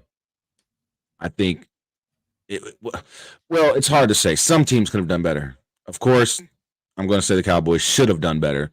but we expect the divisional round no further. That's what we've been getting for the last 30 years. Yeah. So it wasn't no big shock to lose. It was the more of the shock for me was how bad we lost, the way we played. At home against the 7th seed, yeah.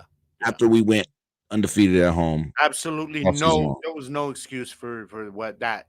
There's none. For the pile of crap that showed up on the field that day, no excuse for that. So they definitely should have done better.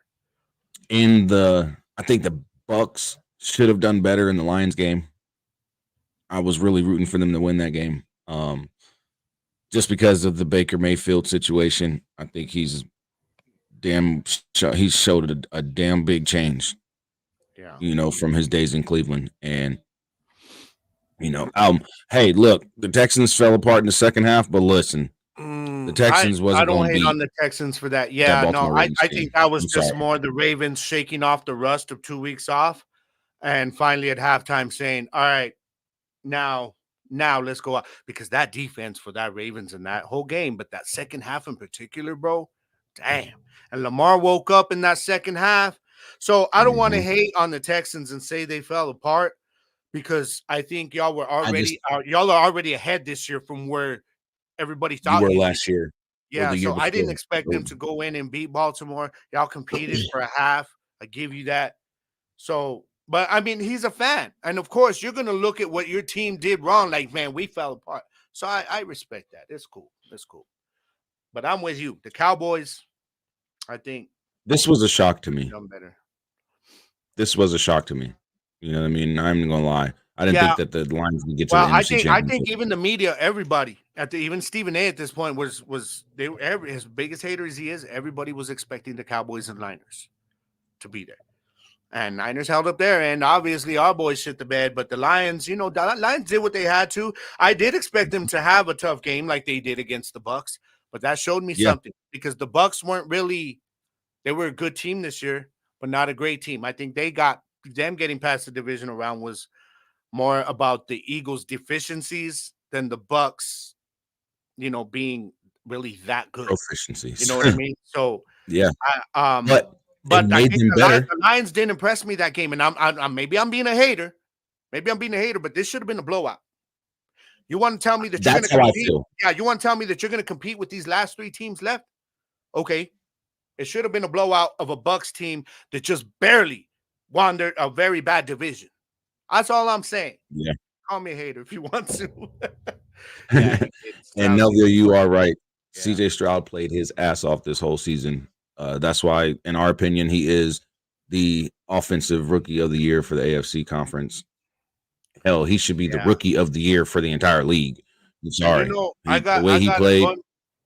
Going back to what Denzel said. Sorry, bro. He was talking about the Lions, shot and not shot. Now, y'all got to do it this year because it's very difficult to get this far. And if it's not, and see, everybody's like, I've heard Lions fans saying, that's all right. This is just the beginning, even if we lose. You don't know that. Talk to the Seattle Seahawks who made the playoffs last year. Didn't get in this year. Talk to the Jacksonville Jaguars, who thought last year was just the beginning. Talk to the Los Angeles Chargers, who thought getting into the playoffs last year was just the beginning. There's so much parity in this league. There is no guarantee. Talk to the Dallas Cowboys. Yeah, there is no guarantee. Talk to the New York Giants, who last year got to the divisional round. There is no guarantee that any of these teams, I think with the Niners, Ravens, and KC, it's different because they're some of the consistent teams that have been there every year. The Lions are not. There's no guarantee that y'all going to be this far next year. So it's now or never, man, for your squad. Like, you got to do this now because there is no guarantee with the Packers showing, obviously, that they're going to be a problem next year in your division. I expect the Bears to be a better team next year. The Vikings, if they can get them a quarterback, they still got Justin Jefferson there. So there is no guaranteeing that the Detroit Lions are going to be here ever again with this current team. I like their chances. They're going to be a good team. All I'm saying is hope that your team can get it done. Denzel, you going to wear your fur? You got a fur for this? They got a fur jacket he had in the closet for how many years? Waiting for the Lions to get back to the NFC Championship or the Super Bowl. Hunter, you stupid. Oh, man. Denzel, of course, is being biased, but he says, I expect us to win, to be honest. I don't see why we can't, because Lions can hang and I don't with any team. Yeah, no, I'm not going to hate on him for that. No, the hell they cannot. Because when y'all played Baltimore this season, in the regular season, y'all scored 3 damn points. 3. Yeah. 3. That ain't going to win you nothing. And honestly, bro, and if they I wouldn't be surprised and play the Baltimore Ravens. Yeah. It's not happening again. It's not going to surprise me if the Niners win big this weekend because of their defense. And I'm sorry, but Deebo Samuel is back, healthy, off the injury report. You know, so he didn't play last week. And I think had Deebo played last week, it would have changed everything. I think Niners still win, but it would have been by a wider margin against blowout. It would have been a blowout. Yeah, because that's how much of a difference. Me and you have talked about it before. That's how much of a difference Deebo Samuel and Christian McCaffrey make on this team. And when they're both on the field, it makes all of a sudden their pass game so much better. George Kittle becomes a problem. Brandon Ayuk becomes a problem. And guess what? He's back, man. So Lions fans, it was a good run. It was a good run this year. Now get ready to sit at home. We ain't got no more room on the couch, you know, of everybody who's out of the playoffs. If y'all think, sorry to cut you off, Gabe. If Denzel, if you or any other person in Detroit thinks that y'all are going to get past the San Francisco 49ers with a full healthy squad, anybody on y'all right side of the defensive line go. Denzel, hold on. He was talking about you weren't healthy when you played the I'm Ravens. Just letting you know. Okay, but when Denzel a while ago was talking about how Goff beat Mahomes this season, right? Let me ask you something, Denzel. Keep that whole we weren't healthy energy because Chris Jones and Travis Kelce did not play in that game that y'all barely pulled out of your ass in week 1. All I'm saying. With Chris Jones in there? Keep that with Chris Jones in there? Stop it. Come on now. Him by himself changes the whole complexity of the defensive line. Yeah. Him by himself changes the whole complexity of that Kansas City defensive line. He makes everybody else on that defensive line better. Yeah. Just because he's in the game. He made the Chiefs defense a top 10 defense by himself. And I'll tell you one thing, Travis Kelce does that for the offense. And he wasn't there in week 1 either. You think that the Lions and the Chiefs get to the Super Bowl, that the Lions would beat the Chiefs? Just because they beat them in the regular season, don't forget. They say it all the time, and you're a football player, Denzel. You know this. The playoffs is a different animal than the regular season. The playoffs is a different beast. See, the difference here with the Lions, bro, is that these other 3 teams, the Ravens, and most especially the Chiefs and the 49ers, right now, they've been there. They know what it takes. These guys on this Niners team, they were here last year. You gonna tell me the Niners don't have an extra special chip on their shoulder after what happened when they didn't have a quarterback against the Eagles at this level last year? At this point, they know. And now they're like, no, we're healthy now, baby. Gonna fold against y'all?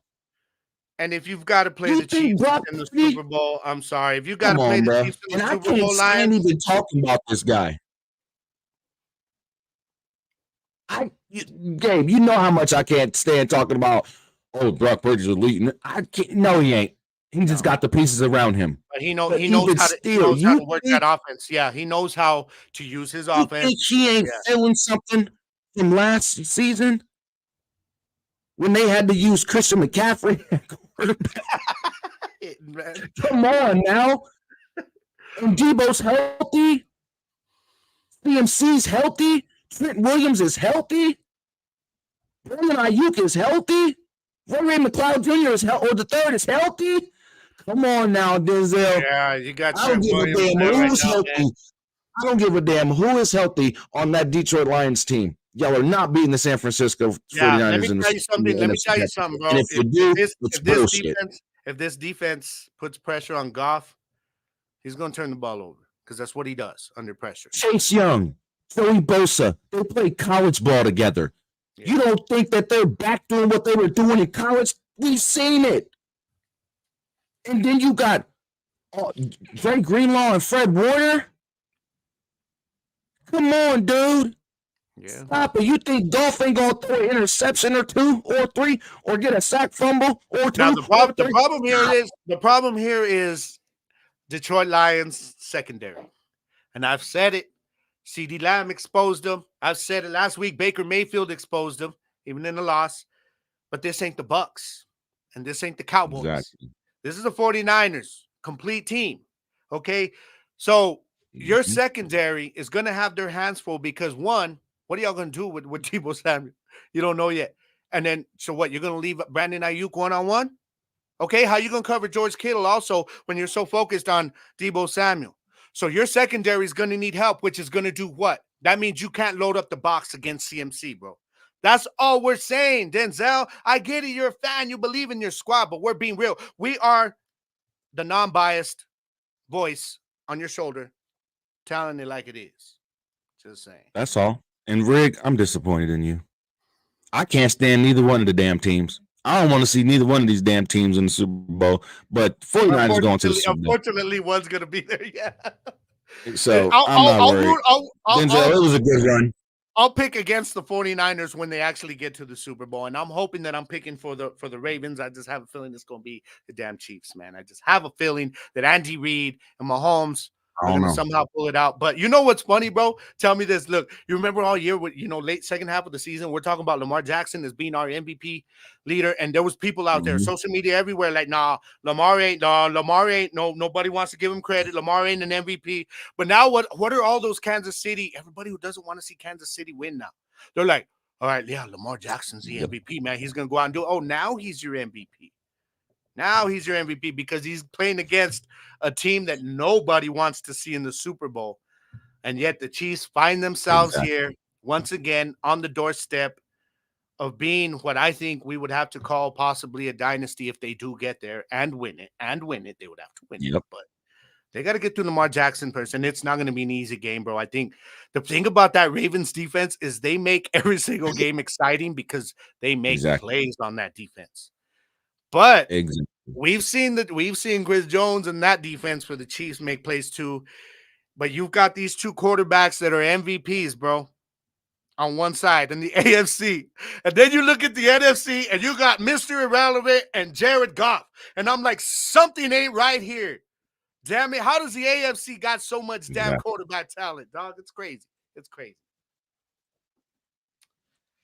But there you go there. Got us into a fresh debate.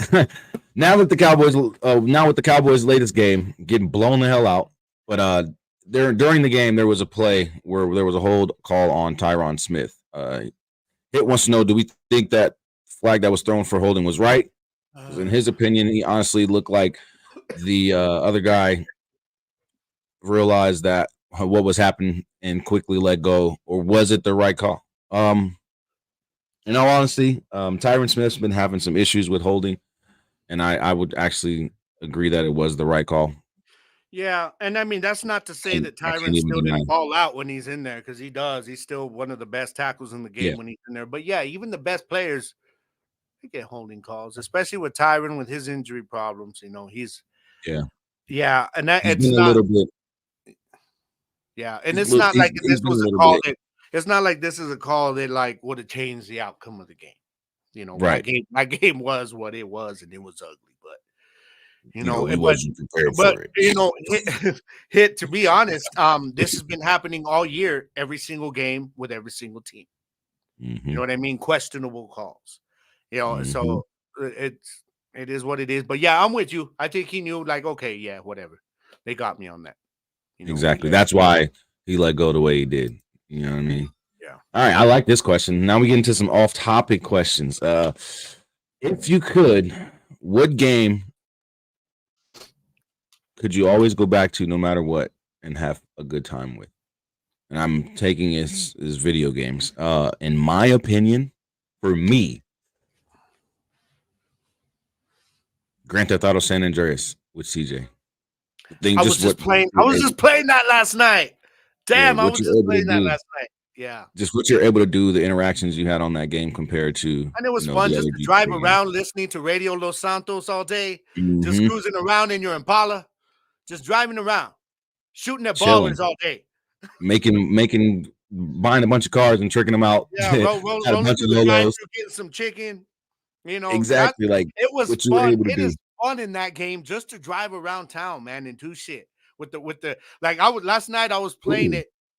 Yeah, Sonic, that's old school, but I love that. Last night I was playing it. My girl's like hearing it. She's laying down and she's hearing the songs. You know, today was a good day, and then G thing, and she looks up and she goes, "I was wondering what you were playing." I'm like, "I'm just driving around listening to Radio Los Santos all day. That's all I'm doing. San Andreas, baby. NCAA football, that's My coming sister back." says Sonic.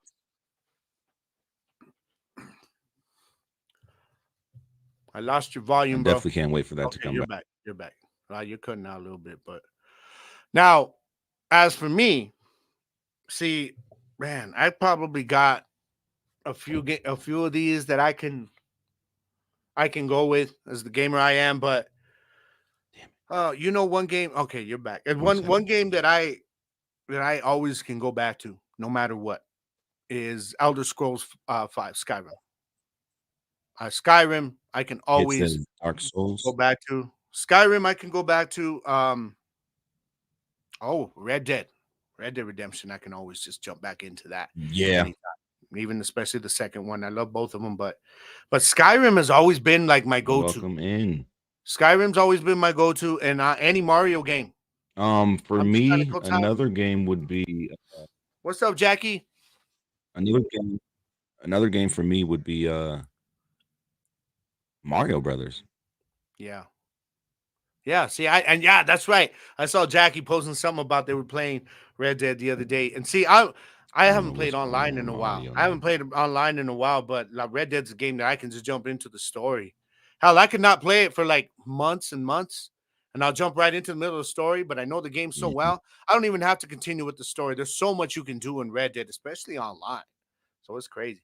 Mario. Are you talking about Mario 64? Are you talking about Mario 64? Nintendo 64 version. Because Super Mario 2 was on the NES. Yeah, Super Mario Brothers 2 was on the NES. It was on Nintendo 64 too. No. Mario 64 was Paper Mario. You don't remember when they brought out all the 3 Mario Brothers on Nintendo 64? I don't. But I do know. Had all these different game systems. So well, I do, but I'm a little more old school, so I remember it on the NES. Man, I don't care if that reveals my age. I don't care. I loved it on the NES. Hell, Killer Instinct.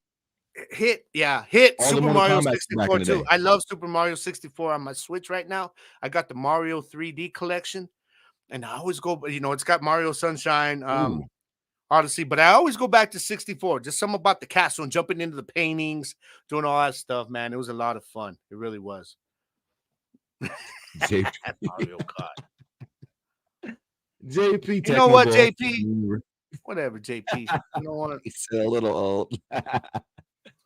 But definitely, there you go, man. I appreciate that hit. Definitely a good topic for us. Another off-topic question, and the last question of the day for us. Hit says, if you had the chance, what movie would you like to create? For example, horror, comedy, drama, suspense, etc. I was. That's why I'm so good with the word game. That's why I'm so good with words, baby. Oh man. I can't. Hey, you know what though? Them young people at work, JP, they're starting to make you feel old, aren't they, bro? Just say you don't feel very good. JP's always that's my boy right there, man. Rick says a horror movie. My sister says an action movie. I would honestly make. I don't know. It's a tie between a horror and a sports movie, actually. Okay, a sports movie. For me, I'm gonna be a little more. I'm gonna be a little more specific. I wish I can make like some kind of keep sneak calling me old. Yeah. It would be one or two for me, man, but it's gonna be historical either way. I would love to make some kind of historical drama. Honestly, like I would love to be the person to make like an old West movie, or or that would be or one of those, those Asian martial arts epics, like remember Hero with Jet Li, something like that, bro, where the storytelling is so good, the martial arts is so good, there's love, there's drama, there's action, there's tragedy. yeah. Those Asian foreign films, I'm bro, just those martial arts ones are so dope. yeah. That's what I would. That it would be either be that, or give me a historical drama set in the old West any day. That's what I would like to do. Horror Perp says a comedy. comedy for sure. Or excuse me, Honcho said a comedy. Perp said a romantic video or romantic movie. Honcho also says a horror comedy as well. And when they ask for you to put the year you were born. Feels like you're spinning the wheel on Prices Right. Yeah. Oh man. So yeah, for me it'll probably be. I definitely feel that Asian martial arts style movie. That would be dope. Or the old western in like a noir type of, you know what I mean, screening, like black and white. That'll be fresh. That would be fresh. Yeah, But that yeah, would for me, definitely it would be horror or a sports movie.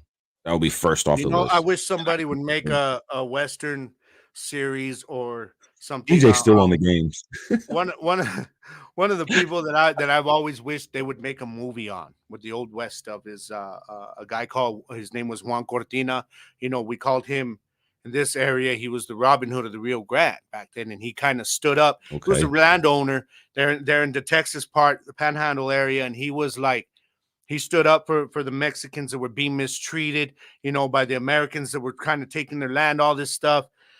And I've never, he's such a strong focal point for me, for my culture.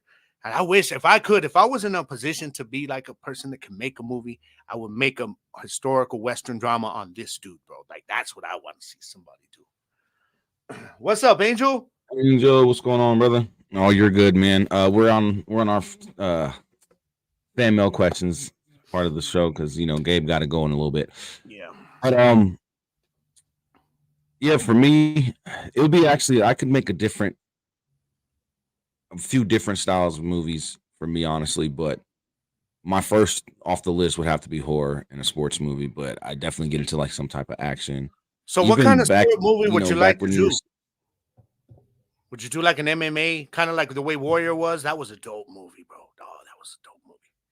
I was thinking of, because I love MMA. I ain't gonna lie, I do love MMA. I'm very interested in what the PFL and the Bellator has done with their merge.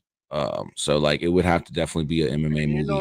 Bro, we both have watched like the Contender series, and we've watched, the Ultimate Fighter, and you learn these guys' stories, bro. You learn some of their stories, and you're like, damn, like if that dude comes out, wins the championship, somebody like a Forrest Griffin or somebody, they do a movie, these guys with their backgrounds, like from your standpoint, you're like, damn, like I can make a movie out of this dude's life right now. And yeah, it would be awesome. Like, honestly, I was just looking at, me and my fiance were watching, Law and Order original or Organized Crime, the new one with that where Elliot goes to Organized Crime. Yeah. The way Christopher Maloney looks right now, bro, he would, if you give him some size, they can make a biography movie about Bill Goldberg right now. Okay. Because that man looks like Bill Goldberg, bro. Yeah. And I was just thinking about like if I could make a movie about any wrestler right now. I agree, Angel. Yeah. It could be definitely, a guy with a movie for Goldberg with Chris Maloney because of the way that he looks right now. My sister said I'd love to see a movie on Terrence Crawford. Me too. Terrence Bud Crawford, he deserves one. He definitely deserves a movie. And I would be interested in doing. You talk about MMA, man. I would love to see somebody do a movie on Brandon Moreno.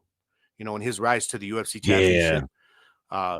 Because of his humble beginnings, where he came from, in the streets of Mexico, and now coming up as a family man. You remember when he was on the Ultimate Fighter and he got a contract, and he didn't make it. Then he lost. The UFC released him. He left, came back, won the title. It was just, that would be an amazing story. There's just so many fighters out there, bro, that they have He Such a won the good interim story. title and then won the actual belt. Yeah, yeah.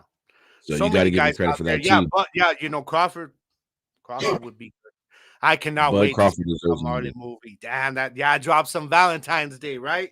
Bob Marley. Angel said I would you would make more movies about Machete and people with the same background in the struggle, drugs, and okay. And Machete kind of made that kind of popular, That's not right? that's You that would started be a seeing good a lot of biography. shows and everything, like Narcos with the whole cartel Mhm. thing and stuff like that, man. But it's all interesting stuff especially when it's real world shit. You know what I Yeah, mean? yeah, exactly. I would do it based on a true story type of movie, but it wouldn't be loosely based on it. I would try to get as much of Yeah, factual information and stuff to put in yeah. with the And movie to make it that's the more bad thing, realistic. though, is a lot of times you're never gonna get 100% factual because Hollywood has to Oh make it yeah, entertaining. They have to make it entertaining, you know what I mean? Like, my favorite movie of all time, yeah, it's funny because my favorite movie of all time is Braveheart. I watch it over and over and over, and I get people trying to tell me, "Hey, it's not factual." I don't give a damn. It's freaking entertaining as hell. I don't watch Braveheart and say, "Yeah, that's the way it went down." You know what I mean? But nowadays, though, hmm people do want more factual, and yeah, you're seeing some stuff now. Like I don't know if you've watched that series. I believe is it on Epics? It's the Billy the Kid series. Oh man, bro! If you have not watched this Billy the Kid series, it is really good, really good. It for what I know about Billy the Kid's history, because I'm a big history buff, and then especially being around this area where he went through this area a lot. It's very there's a lot. It's pretty accurate, pretty accurate. So I think when you look at what I talked about Braveheart back in the 90s, where people just wanted to be entertained, whereas now everybody's a little more picky. We want you to make it as factual as possible. So you would have to, like, if you wanted to get people's interest, bro, you would have to say, this is how it went down. Now there's those situations like The Harder They Fall movie, which I loved on Netflix, where they took all these actual historical, black cowboys and stuff, and they just put them yeah, into this movie and made up their story. But they didn't put it out there trying to tell you this is based on a true story. No, the beginning of it says this is based on actual people. But right, and I love it because it was almost like they took all these historical characters and put them in like a superhero movie, but for an Old yeah, West. Just made up a story. But I don't know if you've seen it, The Harder They Fall. I recommend it, y'all. It's a very entertaining, man. Idris Elba, strong cast is in that movie, man. But check it out. But I okay, feel you, bro. I feel you on the whole. You would want it to be as accurate as possible. yeah, You know what I because mean? like some of the video game adaptation movies, like Uncharted, for example, it wasn't even based off the game. Like that story in the movie was not even based off the game, and that's what kind of threw me off and maybe about it. But you give me an opportunity to make a movie about somebody or you know based on a true story type of movie, I'm going to give you as much facts as I possibly can. I'm going to make it to like even with the remake of The Lion King. I hated it. Me and my wife watched it last night. I hated it because it wasn't exactly the way the animated All right. movie was. Now so you're talking about the live action. Okay. Yeah. Yeah. Oh, my sister said she binged Griselda and it's pretty close to the facts. See, and I like shows like that. I like shows like that. I could watch shows like that if it's based off of true events, true people, true stories, and I could easily be able to go and look up some information and say, "Oh, well, yeah, this really happened. That really happened." So those are the type, you know, those are the type of movies I would type or TV shows that I would make. Something that's based off a true story. But when it comes to the movies, it would have to definitely be horror off the rip, a sports movie, So and then I I was get looking into at the other ones. your rig, Yeah, man. because man, I'm a horror buff. I Yeah. laugh. I laugh at You bro. know I'll be what? Yeah, watching that's what horror my movies and girl I laugh. does. My girl does. We're watching Paranormal Activity years ago, and my girl's sitting there laughing because the way the 'Cause chick's it's like taking her funny. body. And I'm like, "Are you seriously laughing right now? It's supposed to be a It's scary movie." fucking hilarious. Man. Freaking Rig talking about Titanic was too predictable. Oh, that makes me think of Everybody knew. If you you remember didn't, You remember Kings of Comedy with Steve Harvey? Where he's like, "Did y'all watch that yeah. long ass dry movie?" He goes, "We all know what's gonna happen. Damn it, bring on the water. He's like, let's drown these motherfuckers, man." Angel, I'm So gonna get at you, bro. I'm gonna get at you. that's definitely, something that I would be interested in when it comes to making a movie, man. But thank you guys for the fan mail today. Most definitely, greatly appreciate you all for that, man. You already know how we do it. Mail time is my favorite time of the show. Mail You know, time. I got- But let's go ahead and get into one of our last topics. Everybody know the road to the Super Bowl is this week or this weekend. Excuse me, tomorrow. We got the Chiefs at the Ravens, 3 p.m. Eastern Standard Time. I believe that game is going to be on CBS, I think, or it could be on ABC. I don't remember. I think that's going to be the CBS game because I think Fox. That's on CBS, I think Fox has the other game. Yeah, the Lions versus, or who are going to be at the San Francisco 49ers at 6:30 p.m. Eastern on Fox. So you guys make sure you check those games out because we will be discussing the Super Bowl teams next week, of course, and getting ready for the Pro Bowl and the skills game. I don't know why they did the Pro Bowl the way they're doing it this year. Tell her I said, tell baby girl I said hi, Angel. Yeah, had to give a shout out to his baby girl there. Tell Uncle Jersey said hi too. That's right. But yeah, I don't understand why they you damn right, babe. You damn right. The 49ers. Okay. I can't stand them. But don't worry, girl. I'm picking your squad, right? I'm actually gonna pick the 49ers in the NFC Championship, and I'm gonna pick the Ravens, of course, in the AFC Championship. That's just my opinion. That's who I think is gonna win. And get ready for those games. Tomorrow's gonna be huge. It's gonna be huge. It's gonna be a big weekend of football. And excited. Now, before we get out of here, there was a lot of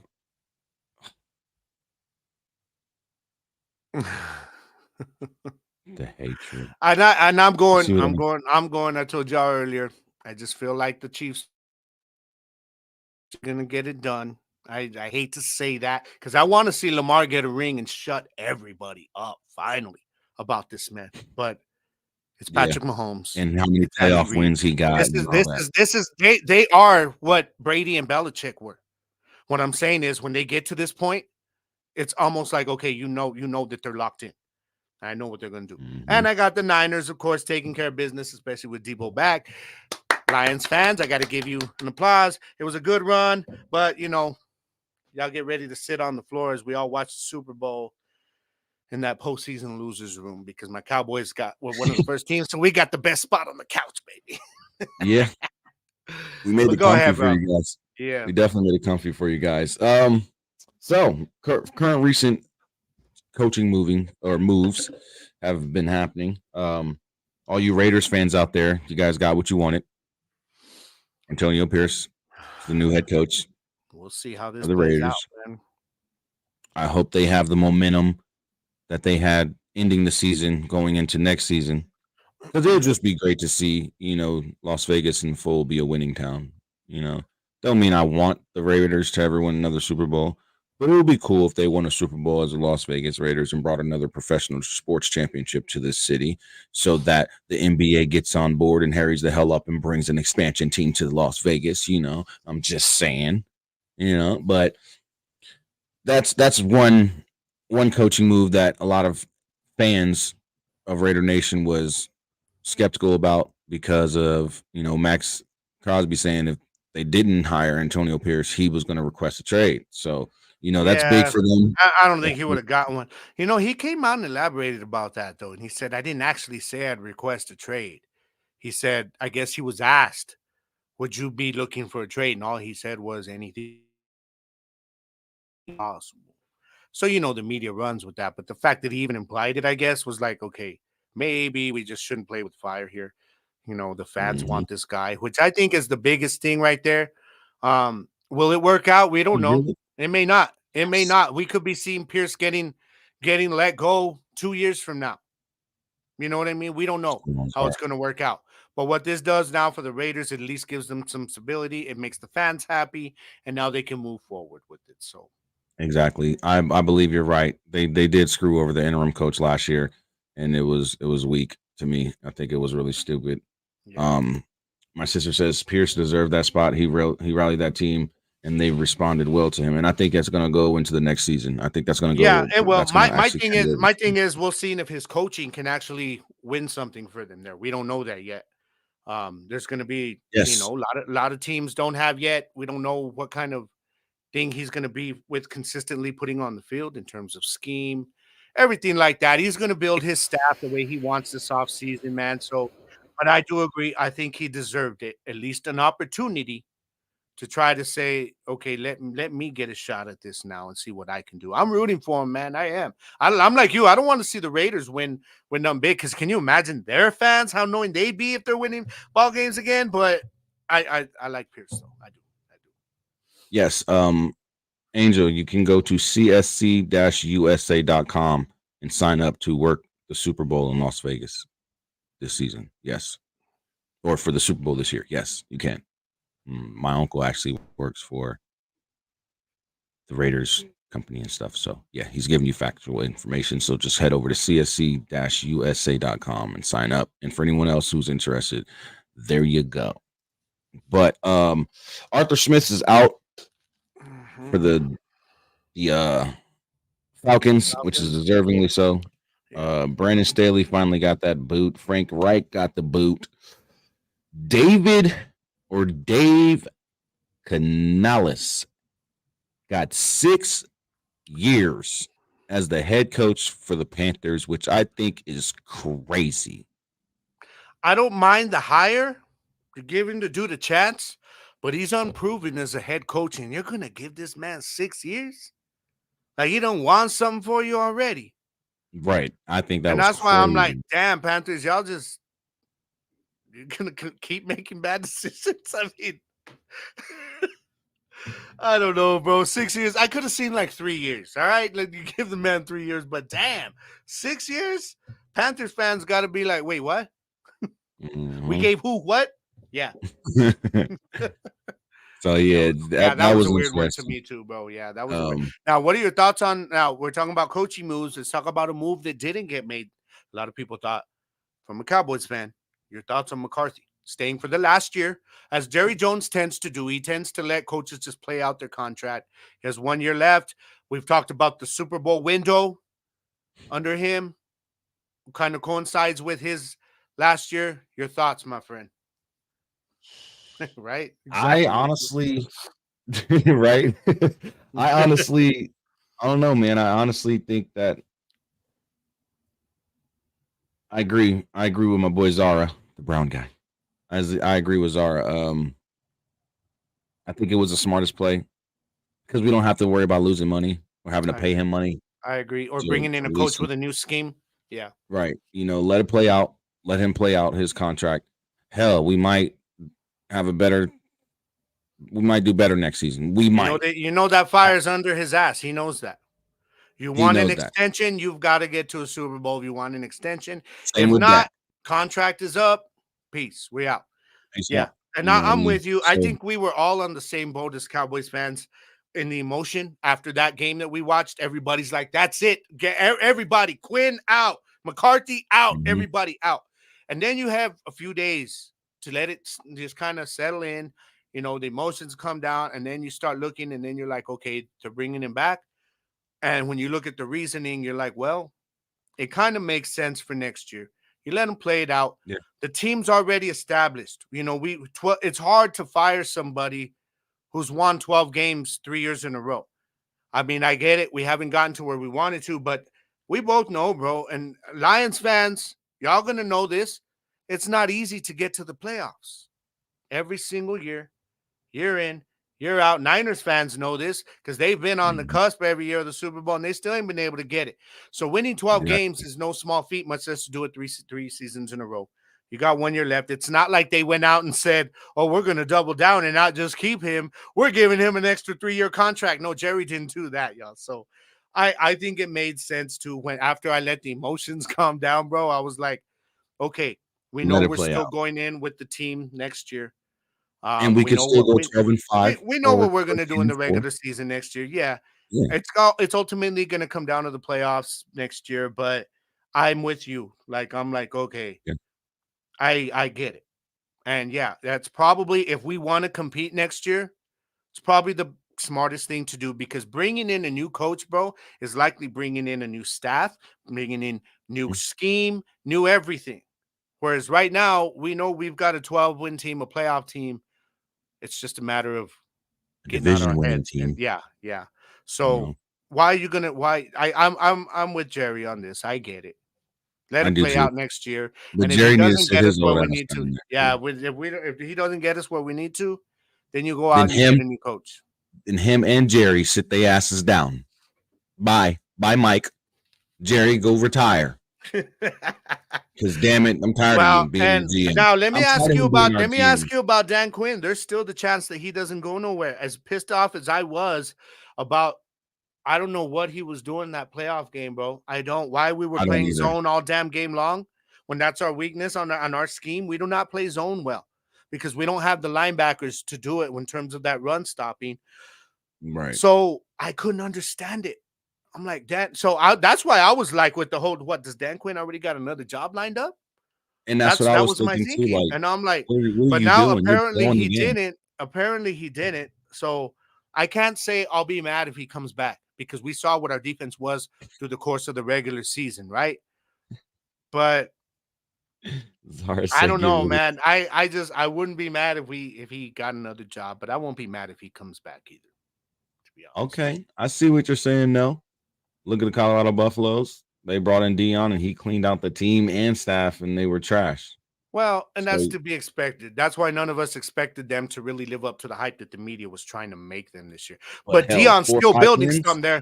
Dion's gonna Exactly. build something Because there, he though. just got rid of the whole damn offensive line and Yeah, replaced them through the transfer portal. yeah. Now he working on the defensive line. So he know what he doing. You know what I mean? Denzel know what he doing. But Jerry Jones need to sit his ass down and retire. He's not a Yeah. good GM anymore. He needs to let that GM They position go. need to just give the damn job to Will McClay already, bro. Give it to Just Will McClay, give it to and Will then let McClay already. if we're gonna let Bill Belichick come in a year after next season, we don't have to worry about him being a damn whatchamacallit. You know, so GM coach, yeah. Yeah. so I would go with that. I'm okay You with know that. what, man? Harbaugh, as much as I Angel, hate to say it, actually send this that is a great question. move for them, Rig. This is a good move for what It is. Harbaugh's gonna have with he's got already a quarterback with the potential that Herbert has. And you know what Harbaugh's doing here? He's pulling a Pete Carroll. Because he's looking at what what NCAA investigating Michigan. He's like, I'm out, y'all. Peace. Peace. I'll let you boy. Yeah. I put you on an effed up situation, but I'll holla. Yeah. But I think that is a good move for them. But Angel, send that question in next week as far as who do we think will stay and who do you think will leave player wise. Send that question in next week and we'll definitely get into it. Yeah, let's get on that next week it. because it'll be nice speculation before we actually know what's going to happen. It'll give us a week, bro, to look at who our free agents are, you know, the holes that we got to plug so we can do our research during the week. Definitely. He said, "Give us Jimmy Johnson." Hell, Jimmy's Jimmy too Johnson old. will get us back to the damn Super Bowl. Yeah, but he'll drop dead on the sideline. Yeah, I was just gonna say Jimmy wouldn't survive it, man. Because you see how fired up he was at halftime. If he would have been there, if they would have played that speech, you know what I saw from that though? You know what I saw from that? The disappointment on his face at halftime was that ever since him and Jerry squashed this and he got put in, like his love for the franchise came back. You saw that when Jimmy was so worked up at that halftime, man, and he was like so freaking disappointed that the team was doing this. You know what I mean? So yeah, Bill would be a bad fit. I agree. I think that is very like true. if you think Jerry and Parcells butted heads, Bill and Parcells would be an absolute disaster. It would. He said, "Yep." He gave him the big middle finger. You damn right. John Harbaugh said, "I'm out of here." And we might know by next week too what the deal is with Dan Quinn, if he's coming back or not. If he's not, there's guys out there that we can get, guys like Ron Rivera, who could still be a good defensive coordinator, though not a head coach. That'll be out there. So it's something to think about. But we got to know what's going to happen. How do you feel about the Jared Mayo promotion?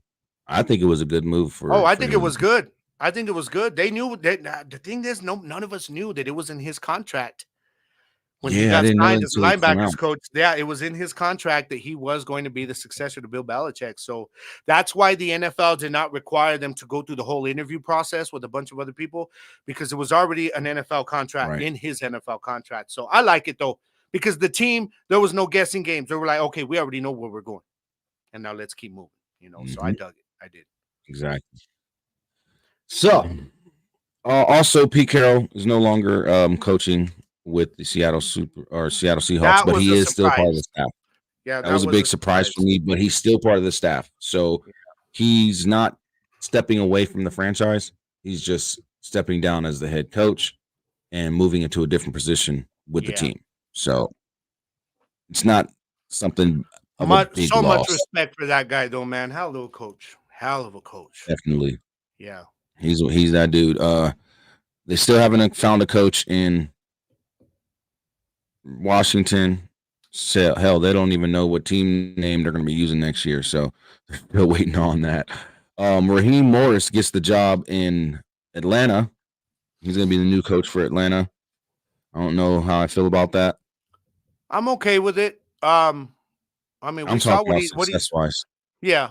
I mean, I at least from a defensive standpoint, we saw what he did with a bunch of no names this year, and they were pretty good defense there. But yeah, I mean, like we've talked about, being a good coordinator, and we've seen it more often than not, does not make you a good head coach. We're gonna find out with him, though. We will find out, because we see it every year, bro.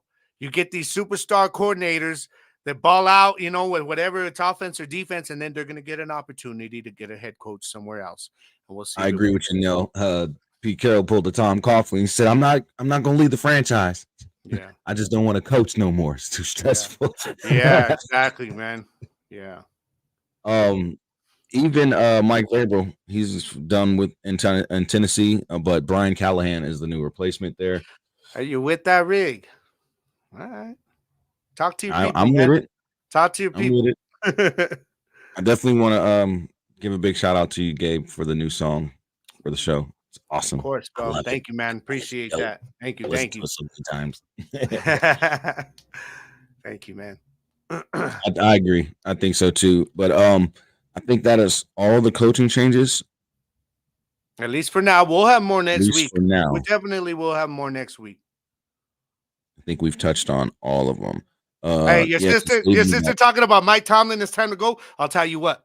Yeah, Steelers let him go next year. That way, if Mike McCarthy gets fired, we got an opening in Dallas, and I would welcome Mike Tomlin with open arms in Dallas, because he's bringing some discipline. I definitely would. I think it's time for him to go. 17 years. It's time for change, man. That doesn't mean that he's a bad coach. He's still a great coach. It's just sometimes it's just time for the team to start fresh and the coach to start fresh. Yeah. Yeah, because you brought in a bad you brought in a bad offensive coordinator in Mike Canada. And that's what made it but that was, for me, that would have been my final straw. You know what? We haven't been doing well. We're getting to the playoffs, or we're having a winning season but not making the playoffs, and they're tired of it. Yeah. And I don't blame the Pittsburgh franchise. So I agree with they need to let him go, and he needs to move on and either go to another team or retire. Yeah, in my opinion. But that's all the coaching changes. Yeah. And like I said, like Gabe said, there'll probably be some more next week, because some teams still need to have, like the Seahawks, for example, they still don't have a head coach. Yeah, so we'll get some signings this week for coordinators and for maybe some head coaches. So, and I'm really hoping, at least for our part as Cowboys fans, that we know what's going on with Dan Quinn by next week. Yeah, are you staying? Definitely. Are you going? Let us know, please. So we'll see. I think we'll have something this week, though. Yeah, definitely. But again, if you guys know the drill, if you want to send in your fan mail questions, send them right there to the Gridiron Podcast at gmail.com. Go follow my boy Gabe G Garcia on all social media platforms, and check out Gridiron Nation Podcast every Tuesday or Wednesday of every week until the season comes back. Then it'll be every Sunday. So make sure you guys go and follow I might keep it on Tuesday. We'll see, man. My schedule's changing right now because of work and everything. So well, I'll keep up. For right now, though, it is Tuesdays. It is Just Tuesdays. go follow. Just go Yeah, follow. you just got to That's all follow you on do. social media, y'all, and you'll know. He'll keep you posted. And you can send your fan mail questions over to gridironnationpodcast@gmail.com as well to have your fan mail questions asked and answered over Yeah, there if you're a on Steeler fan, go back and check out this past week's episode because I did have Yes. some fan questions from Hendo. Thank you for that, where we touched on what the Steelers got to do to maybe get back next year to where they want to be. So if you're a Steelers fan, go back and check it out, man. Let me know. Definitely a good conversation. So you guys go and check out that episode this on Spotify this past week. And thank you, Rig. Thank you, Rick, for the questions this week. I greatly appreciate you, man. For sure. Hit, as always, thank you for your fan mail questions this week. And like I said, you guys just send those questions in. The Gridiron Podcast @gmail.com. THAGRIDIRONPODCAST @gmail. And make sure you guys go and check out Gabe's show this Tuesday. I want to thank everybody who showed up today. You guys are amazing, man. And we're gonna have another great show for you next week. Hopefully, we get some more UFL news on when the schedule is going to be released, or at least the date of a release. I think we're gonna have a lot to talk about next week because I think we could get some UFL news. We'll definitely talk about give our Super Bowl look ahead. We're gonna know, and hopefully some of these, like we said, some of these coaches. We'll talk about it, y'all. So we're gonna have a loaded show next week. Best believe that. Are. My uncle says, have a great day. See you at the Super Bowl. I'll see you there. Hit, you already know it's always love. Thank you, JP, for sure. Always happy to be here. Have you here, man, for sure. Thank you, Nell. I greatly appreciate it. That's my sister, everyone. So, see my family members showing up. And nice to meet you, Nell. I think this is the first time I've ever been on when your sister comes on. Yeah. Sorry I was late, but never a dull moment. Hey, Angel, you can always go back and watch it from the beginning, Angel. No worries, man. No worries, bro. There's always VODs, Yeah. On YouTube and on Facebook. You can click the live on Facebook and just scroll to the beginning. Scroll back. Yeah. Definitely. Angel says, nice to meet you, Nell. Yes, definitely happy to have you here, Nelvia. Thank you for coming. And like I said, everybody who showed up today, great to see you guys. Happy to have you all here as fans of the show. Go and get you some merch. Yes. From the Gridiron merch store now. We got it. It's up. It's live. Like I said, I'm still working on moving it to its own channel. I had a busy week this week, so I didn't really get a chance to work on any of that.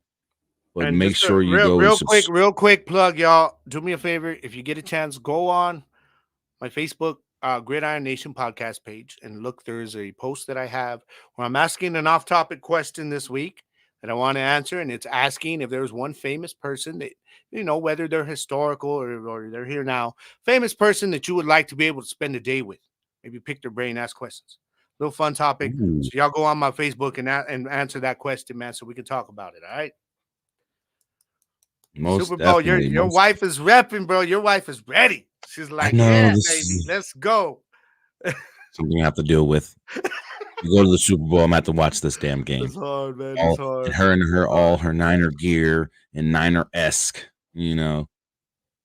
Yes. Yeah. In the words, I'm going to let Gabe go ahead and do his thing. Y'all know what it is. Make sure you don't leave the show when it ends. The song's coming back on. And for those of you who missed it at the beginning of the show, the new anthem. Make sure you check out the new anthem at the end of the show. But Gabe, take us out like you always do, my brother. All right, y'all. So, now that I'm back, I've been dealing with some things, crazy life. Y'all know I ain't been here. It is what it is, man. But, here I am. I've been dealing with these things. And just like any of you, we just got through the holidays. It's always a tough time of year. So sometimes for some people, it's not a good time of year. For most of us, it is a good time of year, but it's still stressful for everybody. But we got through it. Here we are on the other side of the new year, 2024, getting ready to close out January.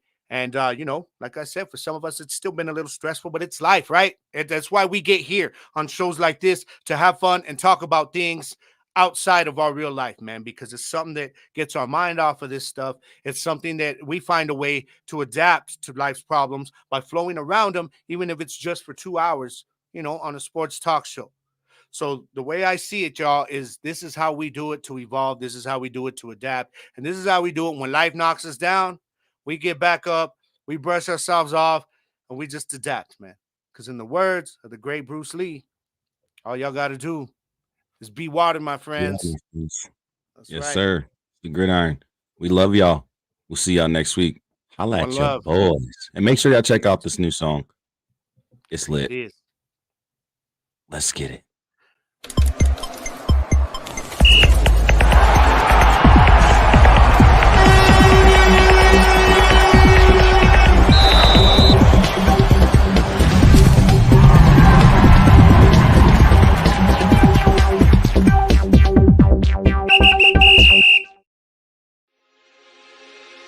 I told you I'm here to get it, cause baby I'm in my prime. So if you want it, come with it, nobody dimming my shine. Been a long time, homie, since I first got down. Still on top of my game, forever play to the crowd. When I'm in front of a mic and I'm in the spotlight, the Gridiron, man, we taking y'all on a flight. Always coming for the hardcore, this is what I work for. Got a feeling for some more, they yelling encore.